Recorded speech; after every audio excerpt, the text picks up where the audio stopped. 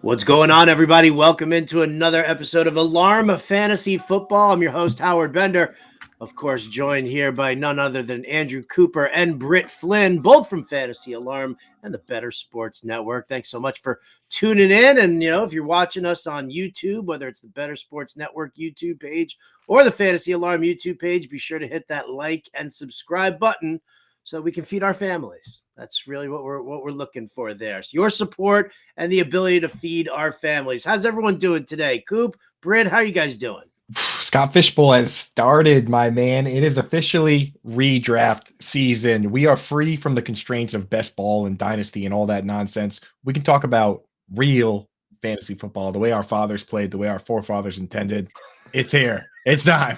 It's the Scott Fishbowl, baby. There's already been a draft, one we're going to talk about today. So I'm fired up.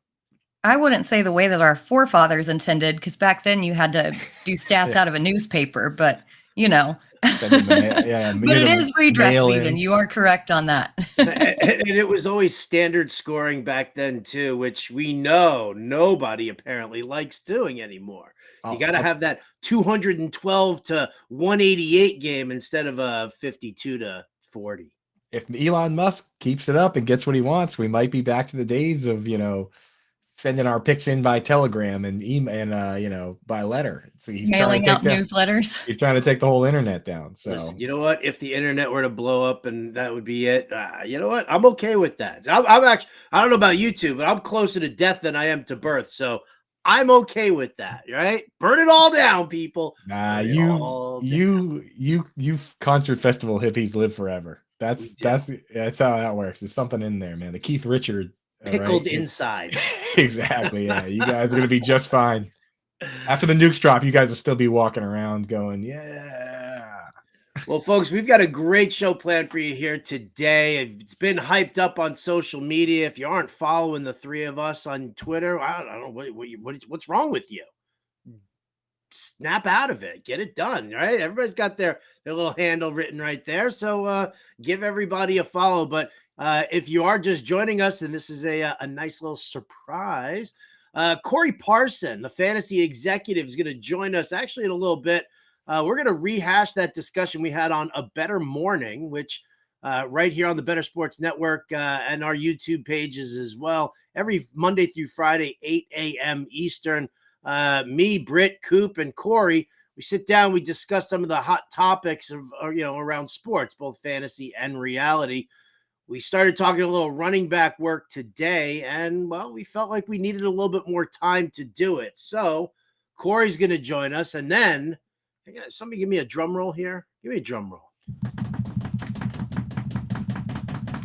Scott Fish! Hey, the man himself. On the program a little later on here. We're talking all things Scott Fishbowl. Obviously, Coop just told you the Buffalo draft started yesterday. We're going to be talking about that. We're going to be talking about draft strategy based on your draft position. We'll talk Coop.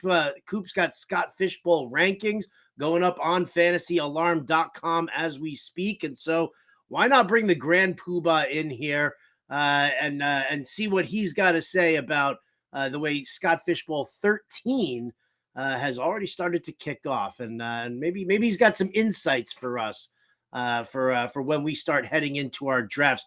Britt, Coop, when are your guys' Scott Fishbowl drafts? Mine's next Saturday in Boston live with the Goons. It's going to be a lot of fun. We're drafting right near Fenway Park at Lansdowne. What about you, Britt? So I believe mine starts on Monday. I think I've mentioned this earlier, but there's not any live drafts that are close enough for me to go to in the middle of Arkansas. So I'm just going to be doing a slow draft for my computer. But I have to say, Scott Fishbowl 13, Taylor Swift's favorite number is 13. Maybe it's my year. You got to get that. You can't rally the troops in Little Rock, right? Or what about that venue that you guys got going on where you and Sellers hang out? You guys can't get something going down there? Maybe. I mean, we had a little mini Fayetteville division last year, but it was just small. There were only a handful of us, Well, not as rowdy as Boston. Hard to be.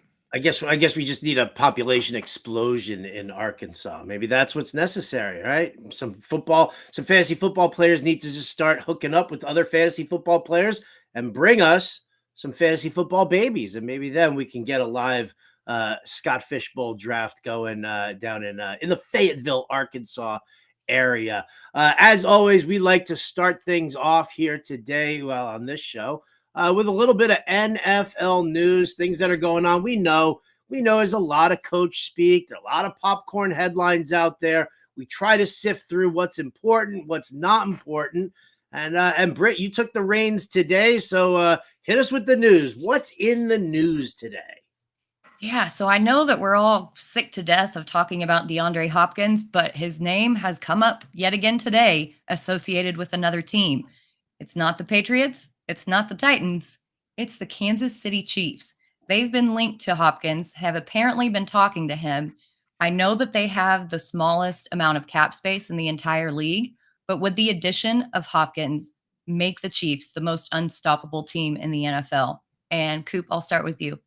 Yeah, that's a bad mamma jamma right there. He would fit so well with what Mahomes does because Mahomes runs around, creates space, and Hopkins can not only create space, but he's great with the contested catches. So when Mahomes does his thing where he just chucks it up downfield, that falls right into Hopkins' bag, man. If he can find himself one-on-one, he's going to be pulling a lot of those down.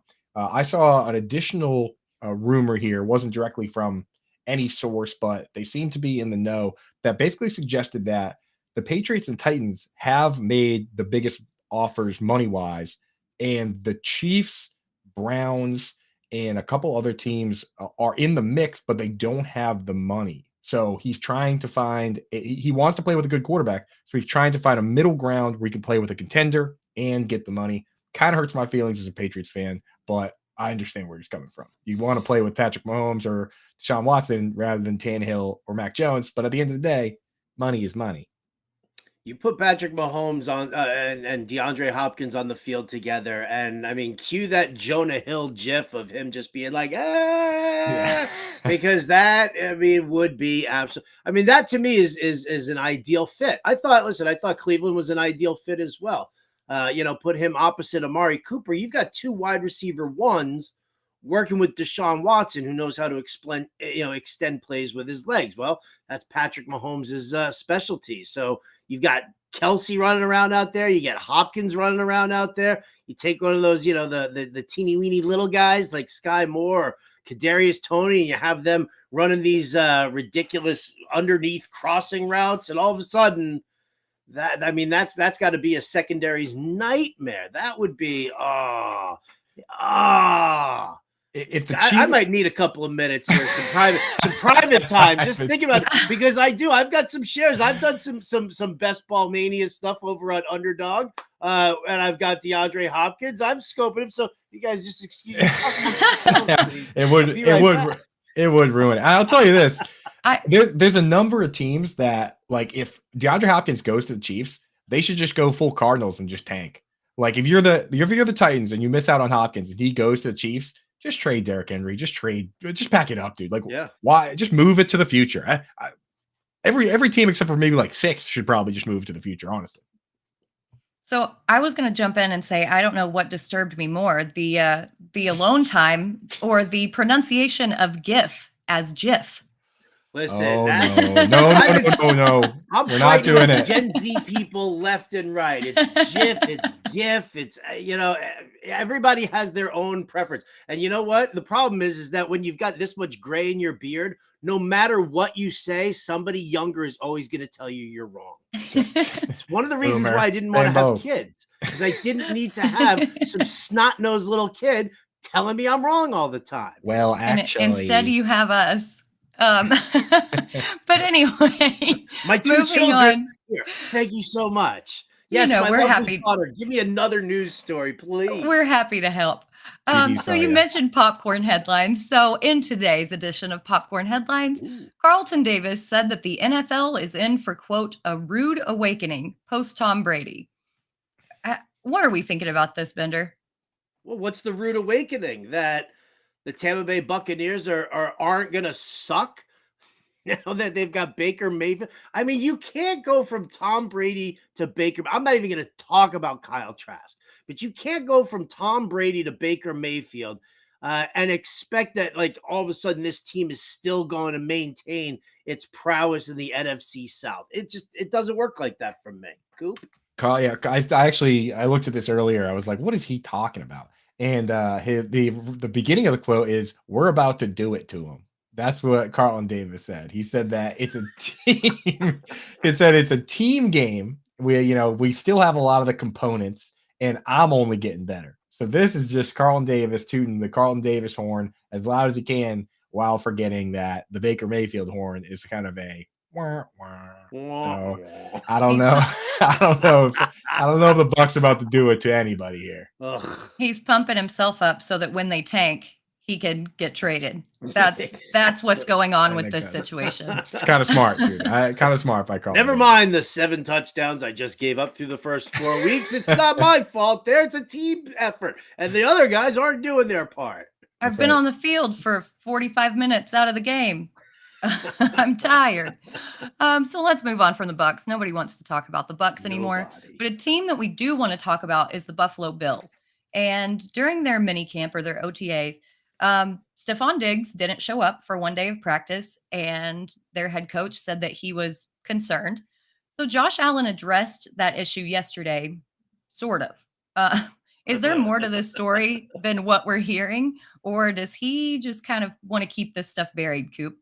Well, yeah, I mean, that's the thing, though, is that at the time, in that moment, he didn't know where he was. So of course he's concerned. Like, if my wife is supposed to be home at 7 and she's not home till 8, I would be concerned for an hour. But right after that, the very next day, everybody cleared the air. They talked about it. They figured it out. Diggs is fine. And people are talking about him going to like Fashion Week and all this stuff and wearing the crab rangoons on his feet or whatever he was doing. But he wasn't the only guy that was there, right? Like, I saw a ton of guys there. Chase Claypool was there. If anybody needs to be with their team right now, it's Chase Claypool. Like, everybody's out there doing the Fashion Week stuff. People are out there doing it's the off season. It's their vacation time. So of course they're going to do other things. You're not even allowed to practice. The Patriots got penalized for having too many organized team meetings. They lost an OTA. You literally cannot practice more than you're allowed to. So I'm not sure exactly what they want Stephon Diggs to do right now. Like, should he be at Fashion Week? Should he be throwing shoes around and just doing jumping jacks on the plane like Russ? Let the guy be.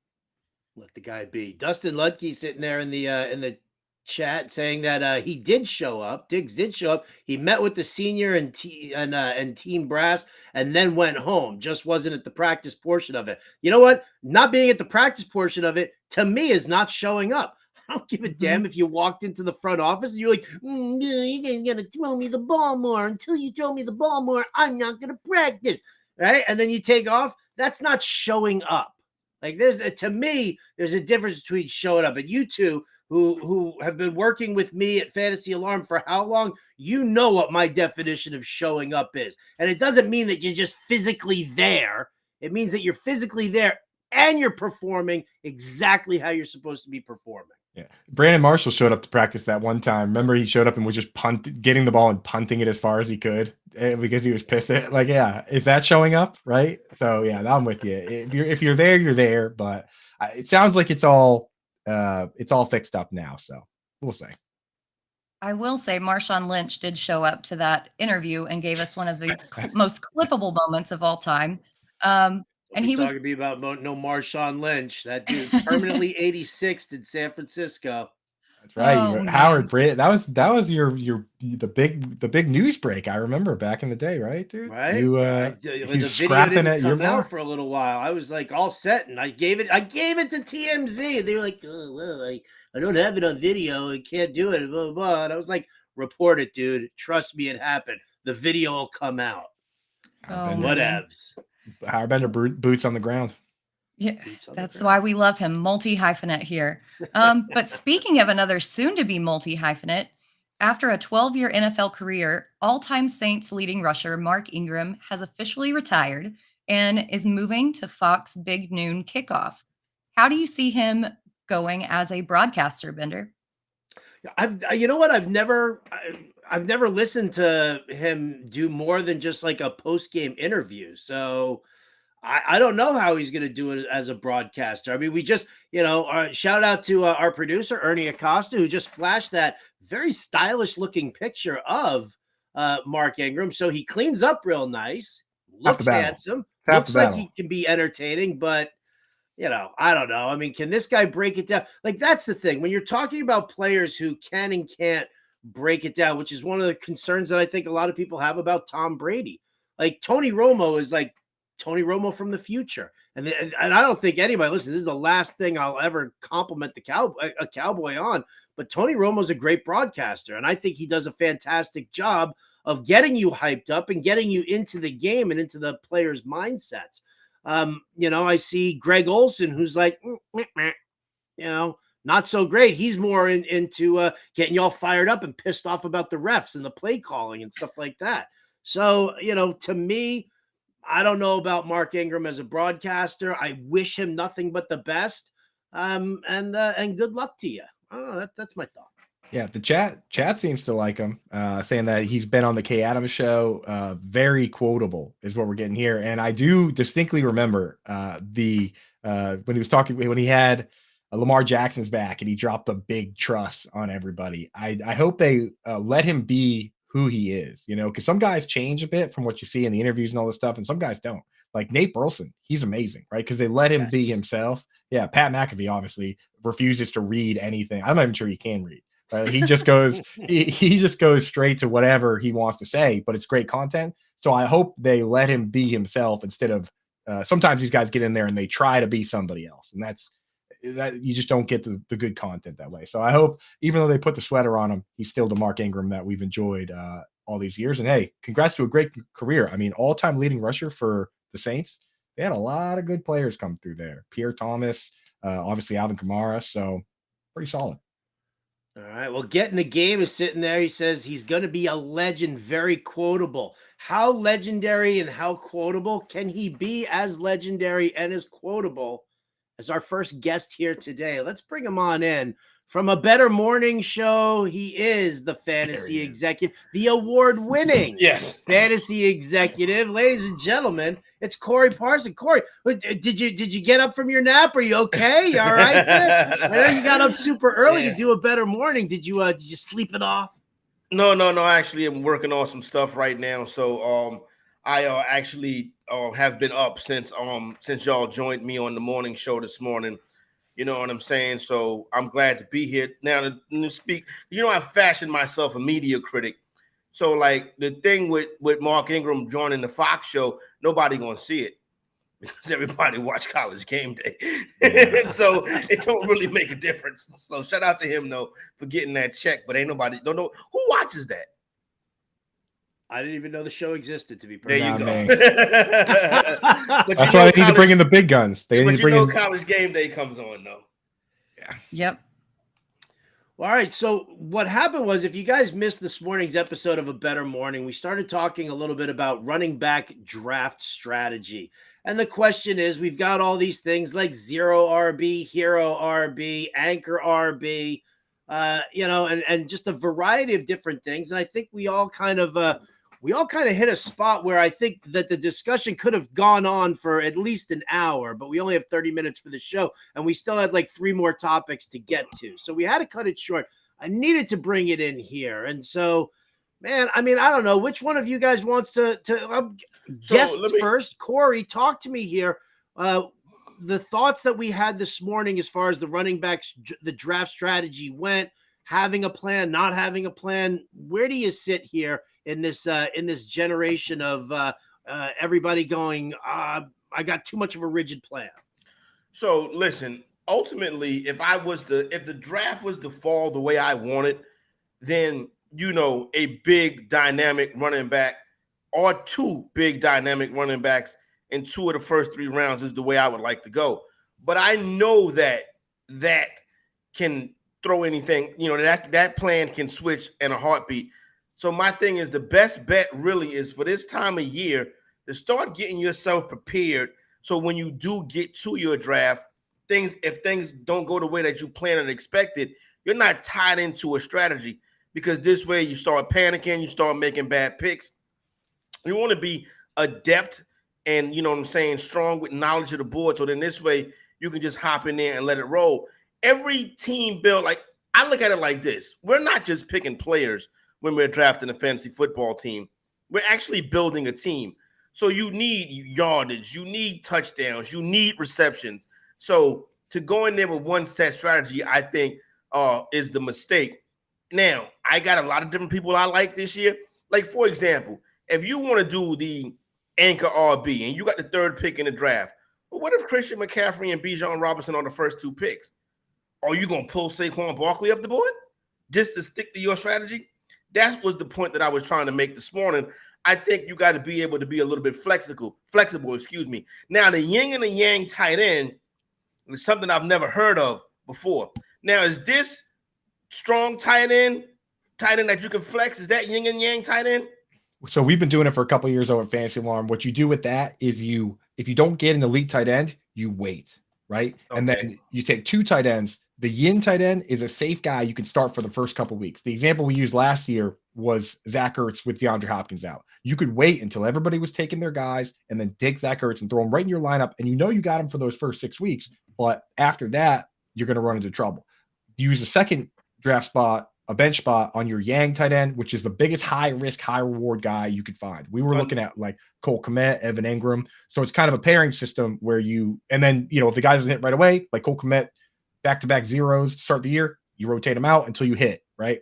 Every year there's a guy comes from outside the top 17 tight ends in ADP that's finished top 5, 6 years in a row now. So that's the game with the yin and yang tight end. So I want to just go on record and say that I think that my comments were a little misconstrued. I think that me saying that I preferred anchor running back was just that's all I do and I don't have any other plan and I'm advocating for everybody to just do this and da-da-da-da. But that wasn't what I was saying at all. What I was saying is that the way that the NFL is run, the bell cow backs are as rare as narwhals. They exist, but they're a very small percentage of the overall ecosystem. Saquon led all backs last year with 80% of his team snaps, and then he was followed by Josh Jacobs, McCaffrey, Dalvin Cook, James Conner, and Jonathan Taylor. These were the only backs who had 70% or more of their team snaps. The big volume backs like Derrick Henry, they weren't even in there all the time. And the only reason he produced is because of his run-heavy offensive scheme. The NFL's just played differently today, and running backs aren't cornerstone pieces of the offense like they used to be. And you can get so much more value by taking your running back between rounds 1 and 3 and focusing on different parts of your draft. Do you want to say you're going to take one of these dead zone running backs when there's a quarterback out there? Your upside is so much higher when you draft a quarterback in that range. And then you get down to round 8, you've got all these contingency-based backs, you've got these pass-catching backs. You have so much more upside waiting and filling out the middle of your roster. And you can pivot any which way you want to. Just, if there's value there, take them. I mean, I'm not saying don't take value, but the main way to build the strongest roster is to avoid those pitfalls in those middle rounds. I think that's why those big running backs like that go early in drafts. You know what I'm saying? The running backs that's kind of bell cowish or as bell cowy as they can be. My thing with trying to get one of these backs is I think you'll have better luck. You know how we get into the season? As soon as a running back hit the waiver wire, everybody go crazy. They run through their fab for dudes like Jackie Battle. You know what I'm saying? So every running back that gets on the waiver wire is a high priority. I don't want to have that fight every week with my 11 league mates. You know what I'm saying? I want to be strong at the running back position, but don't want it to throw off my draft. I think it's easier to find wide receivers on the waiver wire throughout the course of the year than it is to find running backs on the waiver wire. But I don't want to hamstring myself to do it. Every build is different. That's a huge part of my point as well, Corey, is that there's all these guys out there that are, putting 150 best balls in and maxing these leagues out. And they're basically saying, oh, well, we did the math based on past years and this strategy has worked and will work. Right. And what's happening is that's trickling into the normal community, the vast majority of people that just play one redraft league. Right. And what they don't realize is that when you do zero RB, if you actually went back and read Sean Siegel's article, any of these articles, it doesn't end at the draft. As you point out, Corey, that's when it starts. Like the whole point is that you go thin and you got to hit on that James Robinson. You got to hit on that waiver wire move, right? You have to believe that you're strong at that position. My advice to people out there is, if you think you can hit that running back, wait on running back. If you love adding wide receivers, then add wide receivers. If you want to play yin yang tight end with us, and every week I'll tell you who I'm adding, wait on tight ends. Lean into your strengths if you're going to go in with some sort of preconceived notions, right? So for me, I have no problem letting anybody fall because we do it all. But if you think you're good enough to do it, and you are going to commit to being active on the wire or active trading, then you can do zero RB. And I just want to say one last point, that in the dead zone last year, there was a running back that came out and had massive upside and won a ton of people's leagues. His name was Josh Jacobs. He finished at RB. There was one. Miles Sanders outperformed ADP by 10 spots. And he was drafted in round 8. And I think that's probably, to me, the important thing here is that, because again, I know it, everybody out there in the world just wants to be spoon-fed the information. Who do I pick up? Who do I start? Who do I draft? And they just want us to bit. You know, to me, the person who wins their fantasy football league time and time again is the person who understands the concepts. And I think that's one of the things that we have to kind of do as analysts here. It's not just about planting our flag in a player and saying, go ahead and do this. It's teaching them. I mean, how many times do you guys get emails from people that say, hey, so I'm looking at my my draft strategy. I want to go wide receiver, running back. And then at what point should I grab my quarterback or my tight end? Like, as soon as you get that email, your immediate thought is, what's wrong with you? You can't walk in with that strategy. It's establishing, or is it? I mean, to me, it's about establishing your strategy after you make those first 3 picks. We can give you the cliches and say, let the draft come to you and take best player available. But that's not, just because it's a cliche doesn't mean that it's wrong. Like, that's a statement that needs to be heard and needs to be adhered to, because if you take the best player available for your first 3 rounds, whether it's a running back or a wide receiver, or if you have quarterbacks who are, who you rank right up there, you do that, you develop your strategy afterwards, 4th round and beyond. Where am I, what are my strengths? What are my weaknesses? You got to start putting it together really on the fly at that point. Now, for example, like, I play, because playing with the common folks is not fun for me. So I play a lot of NFFC and stuff like that, and you do your KDS where you can kind of pick your draft spot. And if it falls that way, where you're picking. We do your ADP research. You can have a loose plan going into it. And that's the way. Now, me also, I know I play in a lot of auctions. You know what I'm saying? So in an auction, you can always just throw your strategy together and go get who you want. And that's the way I like to play right now. But when you're taking shots in tournaments and stuff like that, a lot of the strategies with stacking and stuff like that is going around. But if you're in a 12-team standalone league, and I throw this question back at y'all, why is it people stacking in a 12-team standalone league? Like, that's a tournament strategy. You know what I'm saying? That's not something to beat, jail from accounting. Why are we doing this in regular fantasy leagues? To me, I think that's I don't think that's a good look for. That's like trying to knock a big one down. That's not trying to win $400 from your buddies. You know what I'm saying? And that to me is one of the biggest problems. And I've actually been pounding that drum since best ball drafts first started up. I mean, that's a problem for me, is that, people sit there, they're forcing stacks and that's pushing the quarterback ADP up. Yes, it's a tournament strategy, but yeah, we see people try to do this all the time in just their regular old home league. And they feel like that's the winning strategy. When was the last time that, I mean, I've always laughed at people who like stack players from their favorite team, because not only now is your team, does your fantasy team suffer if your favorite team loses, but then you're all pissed off afterwards too, because your favorite team lost and your fantasy team sucks. Stacking is definitely tournament based, and that, I think that's what's one of the things is. It's not just the desire for the mobile QB that's ruining the ADP for quarterbacks. It's the fact that everybody is forcing stacks. And except the one time my hometown Boston buddy took Tom Brady and Randy Moss, and Tom Brady threw 50 touchdowns and Randy Moss caught 23. That year worked out pretty well. But most times had McNabb and T.O. the year when the two of them went crazy. Yeah, so listen, it can happen in your 12-team league, and it's fun when it happens. But I think sometimes the audience gets the wrong idea when we talk about stacking and stuff like that, and they start going and doing it. This is to try to knock down a major prize. I looked at, like, normally, I'd be into it early. I'd already have like 100 and something drafts done by now. But now that, I'm so experienced, you know what I'm saying? And I have kids and, it's all kind of stuff. Howard, you wouldn't believe what these people are asking me to do. It's so much expectations. I can't believe you have kids. Your gene pool is spreading? Are you serious?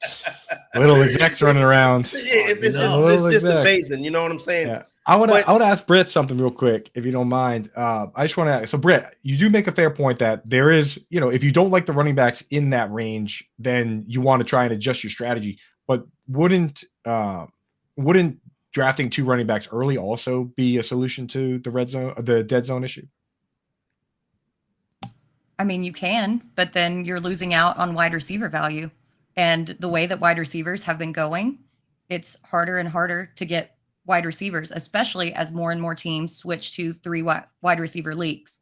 And it's even more important. It's not just an even situation. So that plays a big factor in it as well. So in that range, the wide receivers and the RBs are bad? No, I'm not saying they're bad, but you're losing positional advantage. That's why you take your tight ends and your QBs there. Yes, exactly. So you go wide receiver, bunch of wide receivers, 1 running back, QB, tight end, and we were just talking about not having a set strategy, just having a vague outline, and that's what this is built upon. I'm not saying this is what I'm doing right here. So let me ask you, Britt, would you be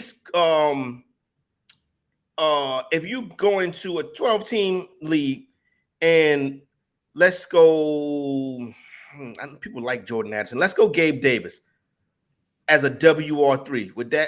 Is that a good wide receiver 3 for you? I mean, yeah, I guess I don't really like. I think her playing. I think that's to Britt's point though, because when everyone's you want to move up and get those receivers, she wants to get wide receivers solidified first. Yeah, so that she doesn't have to take Gabe Davis. While she doesn't want to take Samaje Perine or Gabe Davis in that dead zone, or maybe Samaje Perine is a good example of somebody after the dead zone. She doesn't want to take like Cam Akers. So would you like Isaiah Pacheco as an RB2? He slid up there a little bit.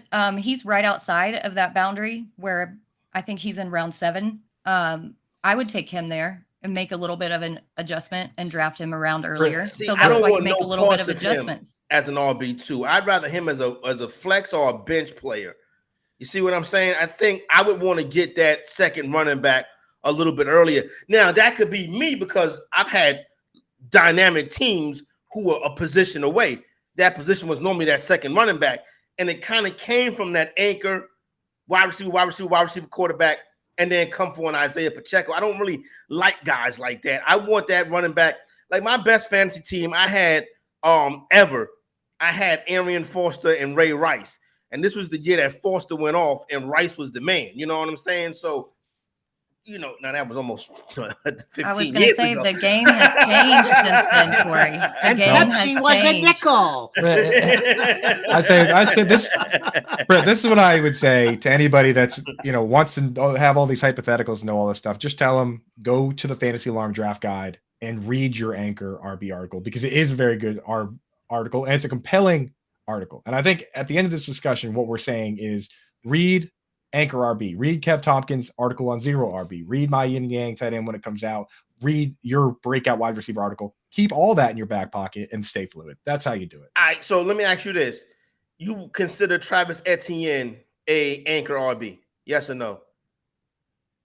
I don't like him, actually. In that range, though, switch out Etienne for Jahmyr Gibbs. Okay, so Tony Pollard's the Anchor RB. You know what? I'll tell you what. Here. I think this is the perfect opportunity to do this. The lowest you would go for your Anchor RB, like if you're looking at, you just go over to Fantasy Alarm. You can check out the rankings over there. If we're just going to look at some linear rankings real quick, and just say who is what would be the lowest you would go in order to have this person be your RB1. I'm in that Tony Pollard, Najee Harris range. That's like second round, third round. That's third round. That's the third and round. that fits exactly into Anchor RB. So okay, so all right, so that's you consider those guys anchors. When I'm thinking, You're thinking first rounders. I'm thinking right. JT, Austin Eckler, Josh Jacobs. You know what I'm saying? Guys like that. I got ADP here. Brett, stop me when you think we're getting too deep where you don't like the sound of it. So we got Tony Pollard. Oops, sorry. I can just tell you exactly. We don't even have to go through ADP. So Aaron Jones, ADP has fallen. I would take him. He is my one exception. He's going as RB16 at an ADP of 47.1 towards the end of the fourth round. But he is the exception. I wouldn't take any of these guys around him as my RB1, even Joe Mixon, because he was really inefficient last season and there are too many questions around him. I think if you're going straight in line with ADP, it's Najee at RB12 in the late third. And that's where I'm drawing the line. All right. That's fair. That makes sense. Yeah, because Kenneth Walker's in there. It's too risky. Jameer Gibbs, Kenneth Walker could end up with half a job. So that doesn't make sense. So really, we got McCaffrey, Eckler, Bijan, JT, Barkley, Jacobs, Chubb, Henry, Pollard, Harris. And that's the anchors right there. What about Ramondre Stevenson? Yep. He's in there. I would not put him on as an anchor for me. Derrick Henry? I don't really like old man running backs like that. Josh Jacobs? Love Josh Jacobs. He's a dude. I would put Jacobs in there. I hear a lot of smart people like Miles Sanders a lot. Yeah, I like Miles. I would like Miles Sanders. You more want him than as your RB2. RB1? Yeah, I don't know if he's your RB1 though. But you got to take him. You got to take him. You got to go into the dreaded dead zone to get Miles Sanders. So you're supposed to stay out of there, right? Miles Sanders will rise up the board as we get closer to Labor Day. I'm steaming him up. We're moving him up, baby. There you go. let me get him for cheap first, though. You know what I'm saying? You were the one that found the Miles Sanders clip in that. I was looking for some more stuff. I can't find nothing else though. All right, one more player. If on TV. if Dalvin Cook signs with the Miami Dolphins, can he be your RB1 anchor? Britt doesn't like him. Okay, she can speak for herself. She can say yes or no. I think he falls right around that RB 12 to 14. Ooh, okay. Yeah. Right. Yeah. So right it would worry me a little bit. I'm in on Dalvin if he goes. You're in on Dalvin? I think if they're going to pay, they're going to use him. I'm not too sure. I think it's going to be a lot of different moving pieces. I think you're going to have weeks where you enjoy Dalvin Cook. I think you'll have weeks where you're not going to enjoy Dalvin Cook as that guy. Let me ask you all a question. A player that I'm a little bit don't know how to rank this year. What are you guys doing with Calvin Ridley? As far as if Ridley is on your team, where do you like him at? Because listen, he's coming into an offense that already got, they already homies. You know what I'm saying? Now, don't get me wrong, Ridley's super duper talented, but Christian Kirk and Zay and all of this that's already there. So, I love the talent of Ridley. I think Ridley was ascending to be one of the best receivers in the league. And then he had that bad year where he was going through that stuff, and then he left, and then the suspension. But the first 2 seasons, he was outperforming Julio Jones, and Julio was in that pre-washed area that we talked about yesterday. But with that being said, what do y'all like about what are we doing with Calvin Ridley? Because my mind is not wrapped around it yet. Julio Jones is in the gene zone, as you called it. He was in the gene zone. Acid wash, pre-wash gene. Has he ever retired, Julio Jones, or he's still fishing? He's scuba diving in the Caribbean right now, still looking for his diamond earrings. There you go. Yeah, so Calvin Ridley, I worry. I do worry. I would prefer to have him as my wide receiver 3, but he goes in wide receiver 2 range because I think Christian Kirk probably gets more targets than him. And I know he had a lot going on, but he was not good in those first 5 games that year with no Julio Jones. Do you think he was hurt, or do you think it was the mental thing? Or maybe he's just not used to getting covered by the top corner. Going up against Marshawn Lattimore and those guys, they used to cover Julio. Now they're covering him. There's a possibility. And not to mention, we looked at Deshaun Watson last year in the games he played. It's pretty ugly. And everyone blames him on rust, or maybe he just sucks now. But it's very serious to play professional NFL football. Anybody take a year off from golf or ping pong or whatever and then try playing, and it's going to be tough. So this guy coming right back and immediately being amazing, I'm not quite sure. So for me, I'm actually more likely to draft Kirk at his ADP than Ridley up where he's going, because he goes like 2 full round minimum ahead. Have you read Ridley's story, though? It is about awesome. What happened before that season. Like somebody broke into his house. Somebody had threatened his family. I think there was a lot of worry and anxiety going on. I don't think it has anything to do with his ability. And seeing what I've seen, yes, I know that they're only clips because we haven't started training camp yet, but he looks really good. I actually drafted him. I put some examples in this RB1 or Anchor RB article. I drafted him as my wide receiver 1, but I built around him with some high upside guys, kind of using that dynamic tier system. So behind him, I took Godwin, Michael Pittman, Treylon Burks, and Jahan Dotson. So any of those guys have that wide receiver 1 upside if Ridley falls to that like wide receiver 2, in my opinion. But where he's going at ADP, I think that he has wide receiver 5 overall upside.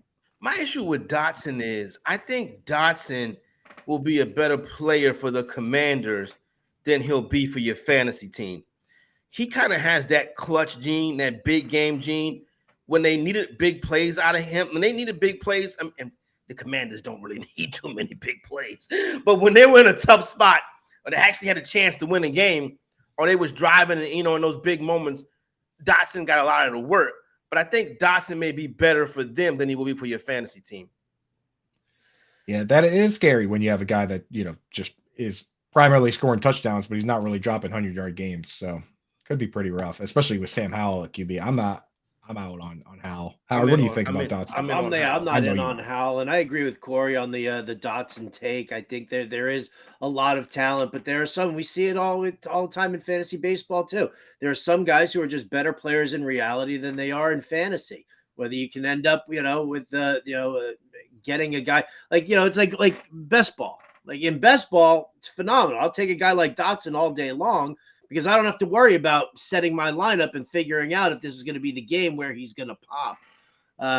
But yeah, so I'm kind of I'm in that zone. I'll look at Dotson, as a filler. I mean, it's kind of funny. There's a lot of guys out there who just based on the way the ADP is going right now, and this is also something that I think a lot of people need to recognize when they're looking at ADP. It's not coming from 12-team home leagues. It's coming from the majority of it all. Where's it coming from? It's coming from all the best ball drafts that we've done.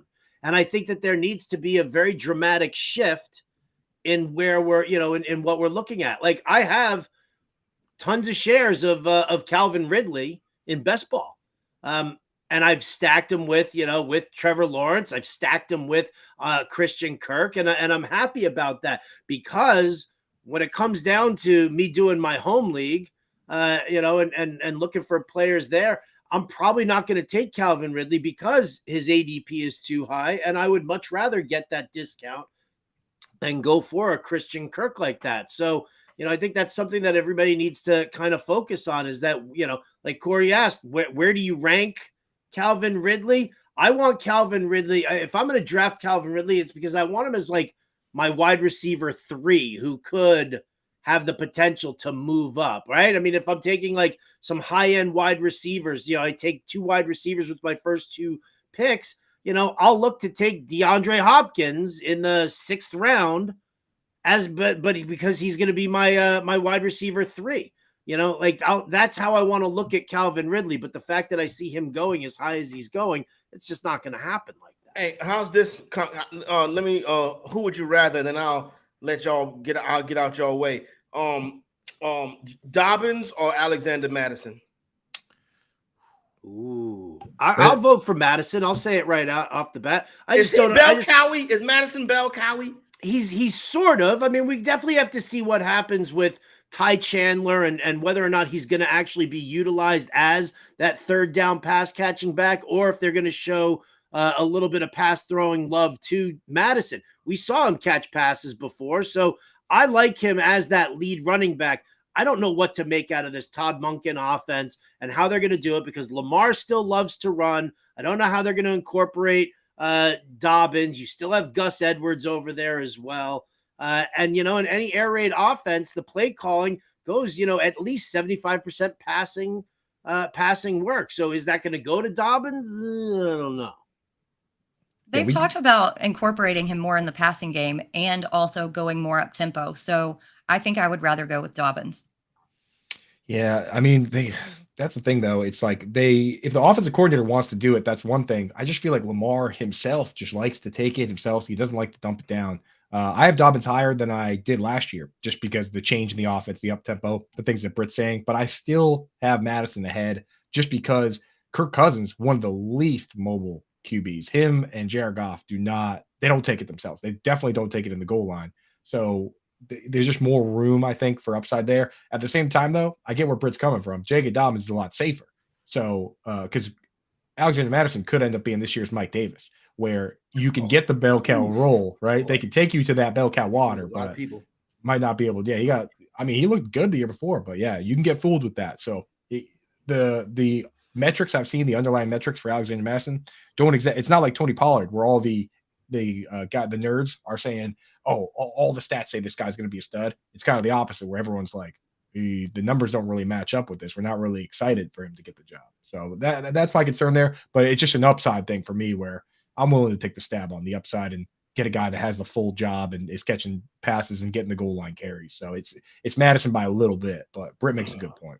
I got a bacon cheeseburger waiting on me. Well, all right. I mean, that just says He's just seeing himself out. Corey, we love. Thank you so much for joining us, man. We really appreciate you. You staying awake and bringing the heat here like you do every morning, man. We will catch you Monday morning, and again, folks, give the fantasy executive a follow on Twitter and like all his stuff, because it's all well worth it. Corey, thanks so much, brother. All right, I'll holler at y'all. Have a good weekend, everybody. No doubt. Corey Parson, hotter than cheeseburger grease. Right? Hotter than fish grease, baby. That's my new favorite phrase. That's the saying of the week, dude. Gotta bring that in there. All right. Well, let's wrap up our talk here for running backs. Although we did sort of deviate. I don't know how we got sidetracked to Calvin Ridley there as we were doing that, but I want to kind of finish off this talk about running backs that we were looking at doing here with that late round running back article. Now, Kev Tompkins put this together over at Fantasy Alarm in the draft guide, and this piece turned into a Leviathan. I love it too, because he really does a fantastic job of breaking down all of the backfields and every single player who's in on it. Now, I don't want to, give everything away or, kind of rehash that entire article, but I mean, let's talk about some of who are some of our late round targets. Who are, what are the traits of what you're looking for? Let's start with that. Like, for a late round pick of a running back, what are you looking for? Coop, you look like you're about to diarrhea of the mouth, so go for it. I'm just so excited about this article, because it really is. It's so good, because Kev Tompkins been doing zero RB for a long time, and he understands that you need to have a mix of different guys. You need to have guys that you can start right away. You need to have guys that have upside but might not be startable. You need to have pass catching backs. So in the article, he actually breaks it down into 4 different types of late round RBs: contingent value backs, which are basically guys that if something happens to another guy, like a handcuff, for instance, their value goes up. AJ Dillon, a handcuff plus, he's a contingent value. So that's one. Ambiguous backfields is another. Miami Dolphins, easy example. Any one of those dudes could really kind of be the guy. Then you got receiving backs, a guy like Samaje Perine is what we're looking at there. And then you got standalone backs, which are guys that sometimes they slip through. Miles Sanders may be a little deep there. So I love that he breaks it down into that and kind of labels these guys that way. So you can look at what you've drafted so far early on and say, okay, what do I need? Like, I've already got a couple of these. I've drafted a couple handcuffs. So now I need somebody I can start week 1. So for me, one of the guys I like from the article, one of my favorites is Devin Singletary. The way I look at it is Dameon Pierce, great runner. No one's arguing with that, but he ranked outside the top 120 backs in pass protection per PFF. The new offensive coordinator, Bobby Slowick, worked for PFF for 3 years. That's probably part of the reason they brought in Devin Singletary, who ran the 6th most routes of any back last year. His quarterback didn't like dumping it down because he's a mobile QB, but he was out there playing the snaps, running the routes. He can pass block. I think it's going to be a split backfield to a certain degree. And if this team is going to be a 5-win team, 6-win team, like Vegas says, they're not going to be able to run it as much as we want. Howard, one of our other sayings of the year, right? Running is a luxury of the winning team. Running is the luxury of a winning team. In this case, Devin Singletary could be in line to be a guy that if you're going zero RB or anchor RB, and you just need somebody that you can put in there and not get you a 0, I like Singletary. Britt, from the article, I know you and Kev have been crushing these articles and this, this particular category. So who are some of the guys that you like in the deeper ranges? Well, I'm not going to throw out particular guys, but I'm just going to tell you what I'm looking for, like traits that I like in these backs. I like to target the pass catching backs because targets are so much more valuable than carries, even in standard leagues. I know it seems a little weird, but even in standard leagues, targets are more valuable. You've got a much higher chance of success in these later rounds if your backs are pass catching backs. We've seen it with like Jerick McKinnon last season, Devin Singletary, like you just mentioned, Coop. So having a pass catching back on your roster is huge. The handcuffs, and I'm ruthless. I like drafting other people's handcuffs just for one, so that they can't have them, and for two, so that maybe we can make a trade if something happens to their running back, and three, so I don't have to spend fab if something happens to their running back.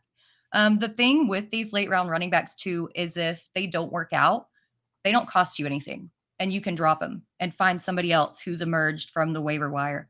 If you draft like a Cam Akers, who you drafted with a decent amount of draft capital, you just kind of have to hold on to them because you spent too much on them, and then they just become a waste of a bench spot. Then you finally get frustrated with them, drop them, and somebody else picks him up and uses him against you to win later on in the season when he finally does come on. So I think that the pass catching aspect is the most important, but go read the article. It's got a lot of really good points in there. It really does. And you know what? And I kind of try to favor that pass catching aspect in the later rounds as well, when you look for a Jerick McKinnon or a Ty Chandler. But I also like looking for certain things that live in the uncertain range. New Orleans. Is Alvin Kamara going to get suspended? Is Kendry Miller ready to take on a bigger role? They brought in Jamal Williams. Shout out Jamawful. But you bring in Jamal Williams, and you saw what he did as far as the short yard goal line back for Detroit last year. And when you're looking at a team like New Orleans, and let's face it, Pete Carmichael's going to want to do a strong amount of throwing there. He's got Olave, he's got Juwan Johnson, he's got Michael Thomas, he's got Raheem Shaheed. So they've got those kind of weapons there that they can get that ball downfield nice and quickly. And that kind of puts Jamal Williams into a really nice spot. We've seen that even when Alvin Kamara is back. I mean, his red zone touches were not as strong as you had originally hoped. I mean, they went to a lot of Taysom Hill with that kind of nonsense. And I think that one of the reasons why they kept going to Taysom Hill was because they didn't have the confidence in that short yardage running back situation, a guy that can just put his head down and plow through. So I think that a pick like Jamal Williams kind of plays out for a lot of people just in that sense. He's not going to rack up a ton of yardage, but he's if you're sitting there stuck on a bye week, I mean, you need somebody who's got that potential of getting into the end zone. You kind of have to live in that realm. And in half PPR and standard, I think we really underestimate. So many people talk about PPR these days. You really underestimate how valuable guys like that are. David Montgomery too, potentially, one touchdown. That's all it takes, right? So those formats, I'm all over those guys for sure. And even in PPR, I mean, if you're going to be anything like Jamal Williams last year, I know it's a tough ask, but he doesn't have to score 17 touchdowns to help put you over the top at a flex or in a RB2 spot, right? Well, and that's something that PPR has kind of contributed to as well, is we want to preach all the time that you can't count on touchdown dependent players. You can't count on them, But if you're drafting as a late round asset, then that actually helps. And they do return value. They don't have to hit every single week, but when they do, they're going to help your team out as a fill-in. Yeah. Well, that's the thing. Like if you're going to go with these strategies, like obviously if you go with the Corey Parson strategy of draft 5 running backs to start your draft, then you might not need these guys. But if you're going with the popular strategies, then you have to fill in the blanks. And sometimes, like last year, it felt pretty good when I had injuries or bye weeks to put Jamal Williams in there and know that it's like a coin flip for a touchdown, right? That's not a bad feeling. With Taysom Hill, it's not coin flip level, right? So with Jamal Williams, David Montgomery, don't mind him at all. Brian Robinson, maybe even, but that team it's not quite as good. So you want if you're going to go for the touchdown guys, go for them on the good offenses. Isaiah Pacheco, right? Guy like that. Go for him on an offense like that. I like that. Although every time I listen to Britt talk about Antonio Gibson, it makes me love Brian Robinson even less and less. Like all of a sudden, because I mean, she threw it right back in my face. I'm sitting there talking about Brian Robinson, and she just threw my standard article right back in my face. She's like, Eric Bieniemy's there, and we all know that Eric Bieniemy is, that Andy Reid offense, and Andy Reid loves the guys who can catch the passes, and we've seen that a ton. Yeah. We have a question in chat. What do we got there, Coop? Got a question here. Our buddy Getting the Game asks, Zamir White for the Raiders behind Josh Jacobs, or Tank Bigsby on the Jaguars behind Travis Etienne? Britt, do you have a preferred option here? It's Bigsby by a mile. One, better offense, more efficient. We didn't really see a lot from Zamir White. Worried about that offensive line, worried about the quarterback situation. And I think that Bigsby can have standalone value even if Etienne is healthy the entire season. I think he can get that goal line work. He can get the third down work. Etienne might be more of a pass catcher, but Bigsby's going to have a big role. You don't spend third round draft capital on a back unless you're planning on featuring them and featuring them heavily. Yeah, and I think we saw enough of that with the use of JaMychal Hasty last year as well. Etienne was perfectly healthy; he was fine. They still went to JaMychal Hasty because they needed that bruising, take it between the tackles, especially if you've got a frail running back, like lead running back on your team, you need to complement them with somebody. That's why I agree. I think Bigsby is a great call here as a bruising back. I also think that. When you brought up David Montgomery, Jahmyr Gibbs is the pass catcher. You go to the Eagles, right? Which of the Eagles guys takes it between the tackles better? Is it Swift? Is it Rashad Penny? Or is it maybe Kenneth Gainwell? So, if you're looking at the team that is set up their lead running back as one of these pass catchers who may or may not be able to, durably take it between the tackles, then I would definitely look in that direction. Yeah, I'm with you on Bigsby, though Dustin makes a good point in the chat. This is something that our own John and Pemba has kind of floated around where right now, if everything were to stay equal, it's Bigsby over White. But there is a little part of this scenario where what if Josh Jacobs is upset? What if they start off really slow and they say, okay, we've got this guy on a 1-year deal, which is what the franchise tag is, and we know we're not going to sign him to a long-term deal, so let's flip him mid-season. That's the argument for White, but for me, that's something where you target him off waivers. You don't bank on that happening. But that would obviously be a path that's available to White that's not available to Bigsby. But especially it's a lot of hypothetical. When you're looking at a back like Jacobs, which we saw them use it last year, didn't re-up the 5th-year option, didn't pick up the option for him, and they just ran him into the ground. Like that was one of the things that I said last year when everybody was like letting me have Josh Jacobs in the 7th and 8th round. I'm like, what? Do you not think that this guy is going to run with a chip on his shoulder because he's looking for a contract?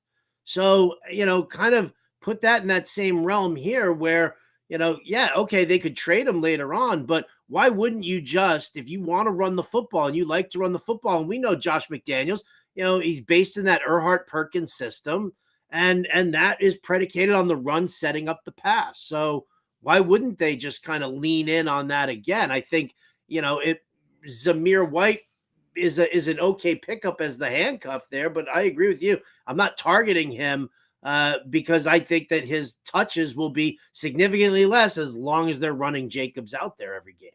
And feature multi backs. Josh McDaniels was there last year, Tommy, and Zamir White had 17 carries. So it's not like he's just showing up now. That's the end of that one. Yep, right. I was looking at that same comment and saying Josh Jacobs got 75% of the team snaps last season. He was there last. They were both. Come on, get in the game. Get in the game, Tommy. All right, practice what you preach, Tommy. Let's go. Yeah, Raiders. Go. All right. He's a Raiders fan. He wants Zamir White to be a thing. We're gonna have Scott Fish joining us in a little bit. We're gonna talk Scott Fish Bowl. Coop's got Scott Fish Bowl rankings. I want to talk about draft strategy based on what your draft position is. We say to be fluid, but now we're dealing with super flex, crazy scoring, no negative points. And on top of that, you're also talking about a third round reversal. So we'll take quick time out here. When we come back, Scott Fish will be in the group. He'll be joining us. Get ready. But first, here's a little message from our friends over at RT Sports.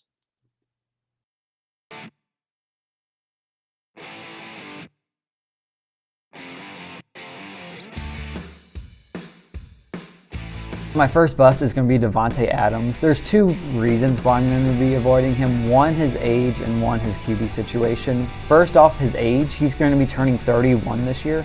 There's only 2 wide receivers in all of football that are 31 or older and having production like top tier production in the top 50 wide receiver rankings, and that's DeAndre Hopkins and Keenan Allen. Those are the only 2 wide receivers that are older than him ranked in the top 50, and both of those have been struggling with injuries. So the injury bug might be coming towards Devontae Adams just with that age, so that's definitely a concern for me. And then his second situation is with the QB, with Derek Carr being gone and Jimmy Garoppolo taking over. Garoppolo doesn't target downfield as much. He's more of those quick, short passes, release the ball quickly. So that's definitely a concern for Adams, especially with he relies so much what he did in Green Bay with his touchdowns. And he's currently being drafted at 17 for his ADP, so that's a bit too high of a price for me to pay for him. Yeah, definitely a high price if you want to get Adams. I can totally understand why you would be fading him. I actually have a former teammate of Adams as my first bust, and that is New York Giants tight end Darren Waller. He was dealt to the Giants this offseason, takes over as their starting tight end. My issue with Waller is he just can't stay healthy. He's played just 20 games the last 2 seasons because of various injuries. Now he moves to a new offense, an offense that's not going to throw quite as much as Las Vegas did. I think you could see less targets. Waller might still have a decent season, but I'm expecting his numbers to be up and down, especially compared to past years, and I just have a hard time expecting consistency from him in a move to a new offense, and with his injury issues of the past. I'm just letting somebody else deal with him. I don't think he's worth the risk.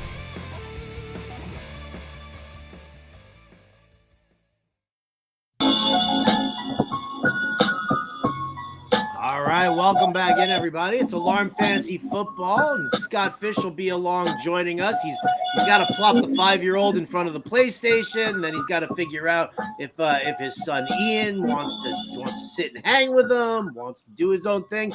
But that gives us an absolutely fantastic opportunity to tell you or to remind you, if you followed us on social media, you know that this is coming. But we got a little giveaway here, thanks to our friends over at RT Sports. RT Sports has their fantasy football championships, which is a big tournament style thing. You end up drafting your team. You compete in a 12-team league, and then there's a giant overall championship.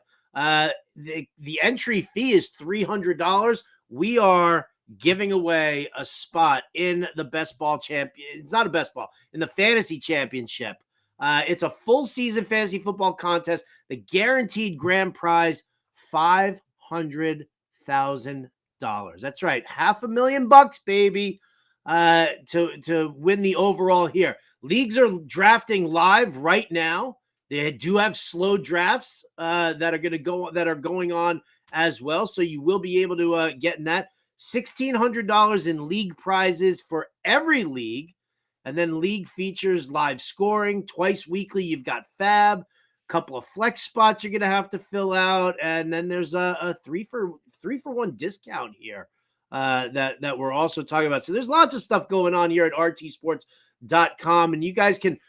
For us, I mean, we've been talking about their pick'em contest and how great that's been. And you want to jump in on that? Go to rtsports.com/alarm and use the promo code alarm23. That'll get you a 100% deposit match up to $200. But if you want to jump into this fantasy championship here, you can go to rtsports.com/TFC. The fantasy championship. You get rid of that? Huh? rtsports.com/TFC. But a little later on here, after Scott Fish joins us, We're going to be giving that away with a trivia question. Britt Flynn has come up with the question. Not going to tell you what it is right now because I know that all you guys are going to be sitting there on the Google machine trying to figure it out beforehand. But Britt's going to ask the question, and then first person in our chat, that's going to be the person who wins it. So that's all coming up here. While we wait for Scott, I mean, let's talk about it here. Let's jump into it first and foremost here with talk of, you know, your thoughts on Scott Fishbowl, the scoring this year, how it is in comparison to years past, the theme this year. Are we into the theme? How are we liking this? I'm gonna start with you, Britt. What you got going on for Scott Fish? What division are you in? What pick do you have? Spill the tea, baby. Come on. Yeah, so I don't know if you guys have seen me in some of these live streams and podcasts, but I usually have a Sonic Cup with me. So understandably, I am in the Sonic division because that's my favorite thing. And I'm drafting out of the 8th spot. I drafted my first year out of the 7th, last year out of the 6th, and I didn't like the 6th as much as the 7th. So I think I'm going to roll it back and do 8 this season see how I like it there with that 3rd round reversal. Coop, what's your division? What's your draft position? Oh man, so I am in the Boston live draft, and to anyone out there, if you can go to a live draft, you really should because it is so much fun. We had a blast last year. The draft spot I picked was literally I just looked and saw where Mike Fiala, FF Daddy's home, was picking and picked whatever spot was next to him because I love talking trash with that kid. We have an eternal battle going. Last year, to spite me, he drafted Evan Engram, the second highest of any person in the entire tournament. So 3,000 people in this tournament, he reached for my favorite player and took him second. So we're going to find a way to get him back this year. I'm picking 5th. And I love the themes this year. I wore it all day yesterday for 5 shows. So this one needs a break, but I got my high noon shirt right here. Scott Fishbowl, baby. Let's go. Let's get it. Dude. Let's go. I am also in a live draft, San Francisco. That actually is tomorrow. And so we got I'm in the Buena Vista division, and the Buena Vista division and the Round Table Pizza division going to be drafting simultaneously. I took pick 10. I kind of feel like I was in the back end of the draft last year as well. And maybe that didn't work out for me as well as I had hoped last year. So I'm trying to run it back. I'm going to try a different strategy. Maybe I will ignore all things Raiders because that was garbage last year. But let's figure it out. The guy who runs the whole show, I don't even know. Does he compete in this draft here? Let's bring him in. Oh, what's going on, guys? Yeah. There he is. The man. Wow, the Scottfish helmet. The Look at Scott that. Fishbowl helmet. Show that one. Helmet. Are you auctioning that sucker off or what? We are going to be auctioning that thing off during the podathon this weekend. They'll be on air for 36 hours or whatever it is, trying to auction that thing off. We'll see who gets it.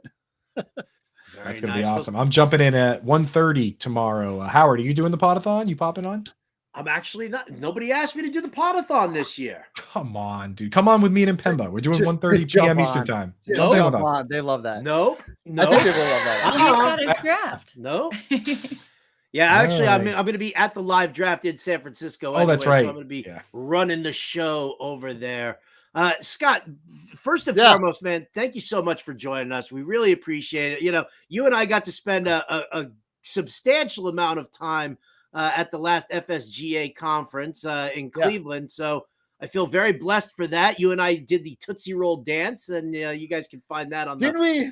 Did that qualify? Oh, you did. Oh, that's on the internet. I took a lot of heat for that one there also because they were like, we can't see your legs. Well, I'm sorry. You don't want to see my legs. Nobody wants to see our legs. I have these long, lanky legs. No one wants to see that. Not me. I got like the short legs. I got the long torso and the short little stubby legs. So what are you going to do? But dude, so talk to me here. Buffalo started up yesterday. This has got to be one of the most exciting times a year for you. It is. It is. We got 18 live draft events around the country. I know you were just talking about Boston, San Francisco. We had Buffalo last night. London is Friday at 7:30 p.m. So that was either yesterday or 2 days from now, or I'm not even sure. Like, I don't know how time zone work, but it's coming up at some point here. No, actually, I think that's about a half an hour away.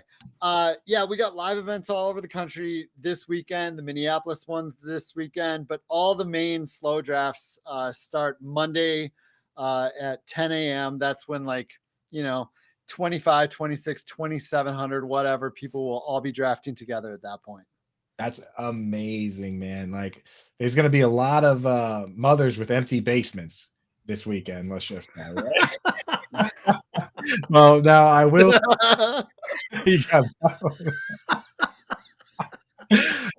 So anyway, Scott. So last year we had a bunch of live drafts. It was a lot of the bigger cities, right? It was like Boston, Chicago. So some of these smaller ones, I know that they've got some things planned. Is there anything that you've heard from some of the drafts out there that either new this year or a smaller city that you're kind of excited about? That's kind of a cool twist, because I know, New York's doing a big blowout. Boston, we're doing a 50-50 raffle. Bob Gilchrist and them set up a crazy thing. But is there anything out there that you've heard that you're kind of excited about from one of these live drafts? So this is an insanely tough question for me, because I know of two things that are going to happen at two live events, but I can't reveal them. Okay. So now you've asked me a super loaded question. Hey, we're not throwing softballs on this show, Scott. Now I want to know. Come on, spill it, Scott. Let's go. I will tell you, Philadelphia is an Xfinity Live, and it's not just an SFB event, Fantasy Cares event, but it's also an FSWA event. So if you're an FSWA member, you should go hang out at that one. But I know, I wonder what's confirmed in Cincinnati, because I know there's a bunch of stuff going on in Cincinnati, like $100,000 worth of stuff for raffles and games and contests. I know that there's going to be a special surprise guest there. I know of a couple other cities with special surprise guests. I just cannot reveal them because it's supposed to be a surprise. That's fair. That's fair. And that's a good teaser, though, because that's an even better teaser, because now there's all these people out there that are going to a live draft. And I didn't even name the cities. Exactly. They're like, is it mine? Could it be mine? Could it be maybe Boston? Something awesome? Sending someone to Howard, and he has no idea. You know what? I wish you would, because all of a sudden now I hear all the buzz here in the San Francisco ones where, seem a little lame. I'm just going to be, we're going to do some videos. We're going to do some interviews. I'm bringing in a ton of pizzas for everybody. Yeah. We got a bar open, but that's awesome too. I mean, you can have that. That's pretty much what Minneapolis is doing too. A bar and grill with awesome food, just a bunch of people. And then you got Vegas, which is on the top of Circa and Stadium Swim with the pools and everything going on. That's a live draft event. So they run the gamut, man. It's all good. They're all fun. Well, and your last response saying that you had a few special guests lined up, but you couldn't reveal them, kind of tied into my question for you. So as we know, this is a Pro-Am tournament and the biggest Pro-Am charity tournament, and that also involves a lot of celebrities. When you first started the Scott Fish Bowl, did you ever think that it was going to grow to have this many people, celebrity-wise? And who was your first participant, if you can remember, who was a celebrity in Scott Fish Bowl? Celebrity as in non-analyst, because guys like Mike Clay and stuff played in year one. Yeah, so let's just say non-analyst. Yeah. If you can remember, I know that's kind of the first one where I realized, man, this is actually becoming somewhere that it's gotten out of the fantasy analyst range, was James Roday, the guy from Psych, the lead Sean Spencer from Psych, A Million Little Pieces, etc. Now James Roday Rodriguez, but I watched literally every episode of Psych. I was a big Psych fan, or Psycho as they called them. But he joined up, and I'm like, okay, wait a second. Is this the James Roday? But since then, there have been a lot of actors and athletes, both former and current, that play. It's just, I never would have seen it coming. But that was probably the first one where I was like, whoa. The chat mentioned a really funny one, is that Shane Battier, former NBA player and, Duke Hall of Famer. I think he's Duke Hall of Famer. Well, Duke All-Star anyway. He signed up for SFB and didn't get in his first year signing up. Exclusive, that's dude. Hilarious. So right, those folks out there that complaining, don't feel bad. Shane, former NBA player Shane Battier did it's not because get in he went to Duke, right? You were just no way. I will full on admit, had I noticed, he would have, but I completely missed it. The lists are long. Like we have 30,000 people signed up. It's not easy to go through all those lists. Yeah, that's wild. There's a guy that I still talk to from my first year doing this, and I didn't even know it when we were first chatting that this guy is not an analyst. He's an Emmy award-winning documentarian, and he still has documents. Yeah, BJ Levin. BJ Levin. BJ Levin. Yeah, and now we talk to him all the time. But it's so funny that he got in, and I was talking to him, and I was checking out his profile. I was like, dude, you got an Emmy? What the hell? And he's like, well, yeah, I got a documentary coming out on HBO. I was like, what, dude? That's awesome. Yeah, the Nirvana one. I talked to BJ on the regular. He and I were actually working on a project together. We're still talking about working on some projects together. I guess, you know what, if we're going to share some fanboy out stories here about it, I think it was when Tom Everett Scott was in Scott Fishbowl. And of course, that thing you do and all that. Yeah. And so as soon as then I saw the following season that he was in the FCC Eliminators, and I was like, I'm going to join this. I got to do it. Yeah, absolutely. I met him in LA last year for the LA Live. He's a really nice guy, taller than you would think. He's maybe he looks tall too, but we're about the same height. He's probably right in that me and Coop range for height wise. He's a tall guy, nice guy, really nice guy. That's what's funny with the live drafts is you realize because we only see this much of people, so you see how tall or short people are. It is kind of at the expo every year. That's a game I play. I'm like, oh, what's up, dude? Oh, this guy's tall. No, I was the same way with Tom Everett Scott. I was like, man, this guy, wow, I've seen him in so many things. And for my son, he's like a Diary of the Wimpy Kid dad, so we see a different actor, but yes. So Scott, talk to me here. Let's chat up about the scoring because no negative point. It's all. I mean, is this just the theme? Man. It's like Scott Fishbowl is all about positivity. No penalties, huh? Yep. I tweeted out that stay positive or be positive or something a couple weeks before I had completely nailed down the scoring. It was kind of a little bit of a teaser that I kind of got sick of the last 2 years. What I did with quarterbacks was really separated the tiers and made, good QBs really good and bad QBs really hurt you.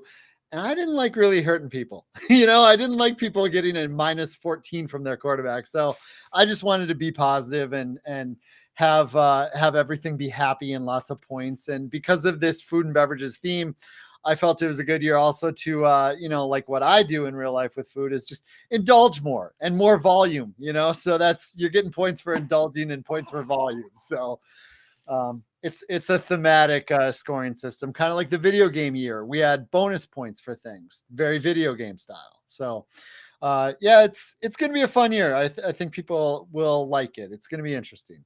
I know you were thinking about that idea for a while, the whole just blow it up, have it go crazy, right? So I'm glad you finally pulled the trigger on that because this is going to be cool. And I know Linda is fired up because the kickers now have not only no negative points, 3.3 points for an extra point, and you get points for the yardage. So if you get Justin Tucker out there kicking a 50-yard bomb, that's a 5 spot. Yeah.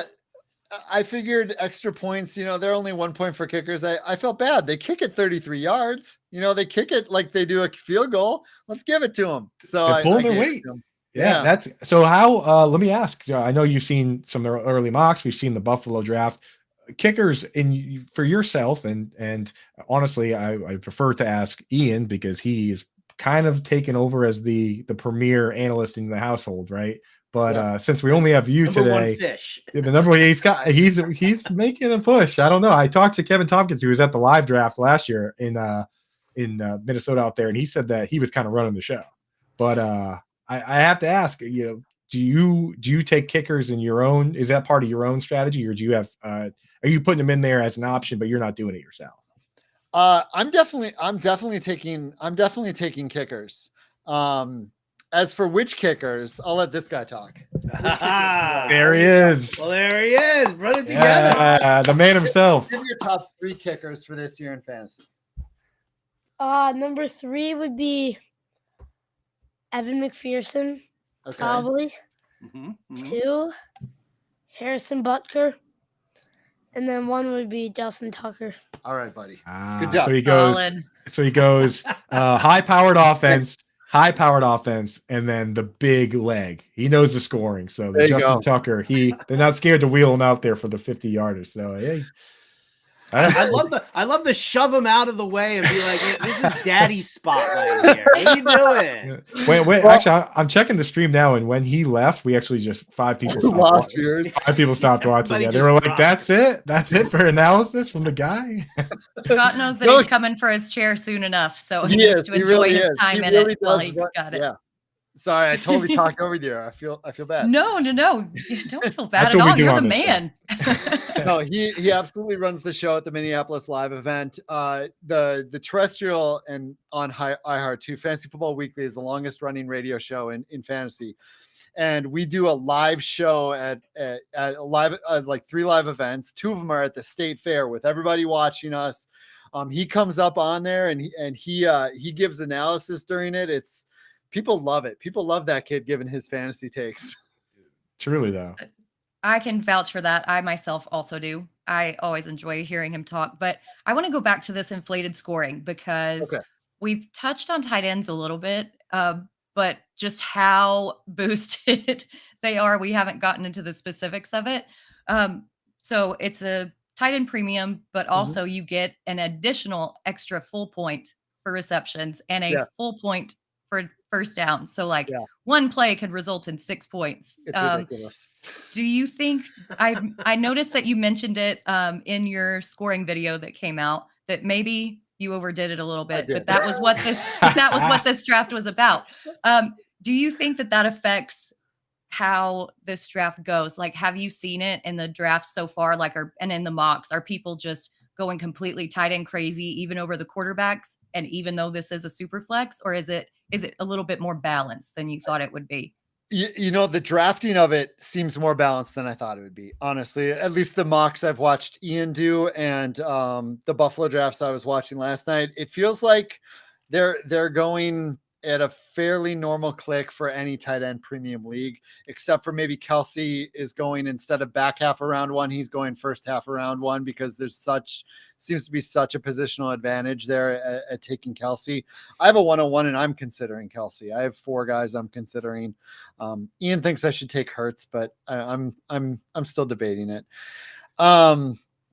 It doesn't seem to be playing out as such a crazy difference. I will say people are going to be very happy with lower end tight ends when they do hit, though, because of that, because tight ends on the lower end of tight ends are going to be very boomer bust. Like if you get a 6 catch, 75-yard day out of a tight end randomly, that's going to be like a 20-30 point day in SFB. And it might be a tight end that's normally bad, but he has that one good game, that one good matchup that they read in Coop's article to get points from.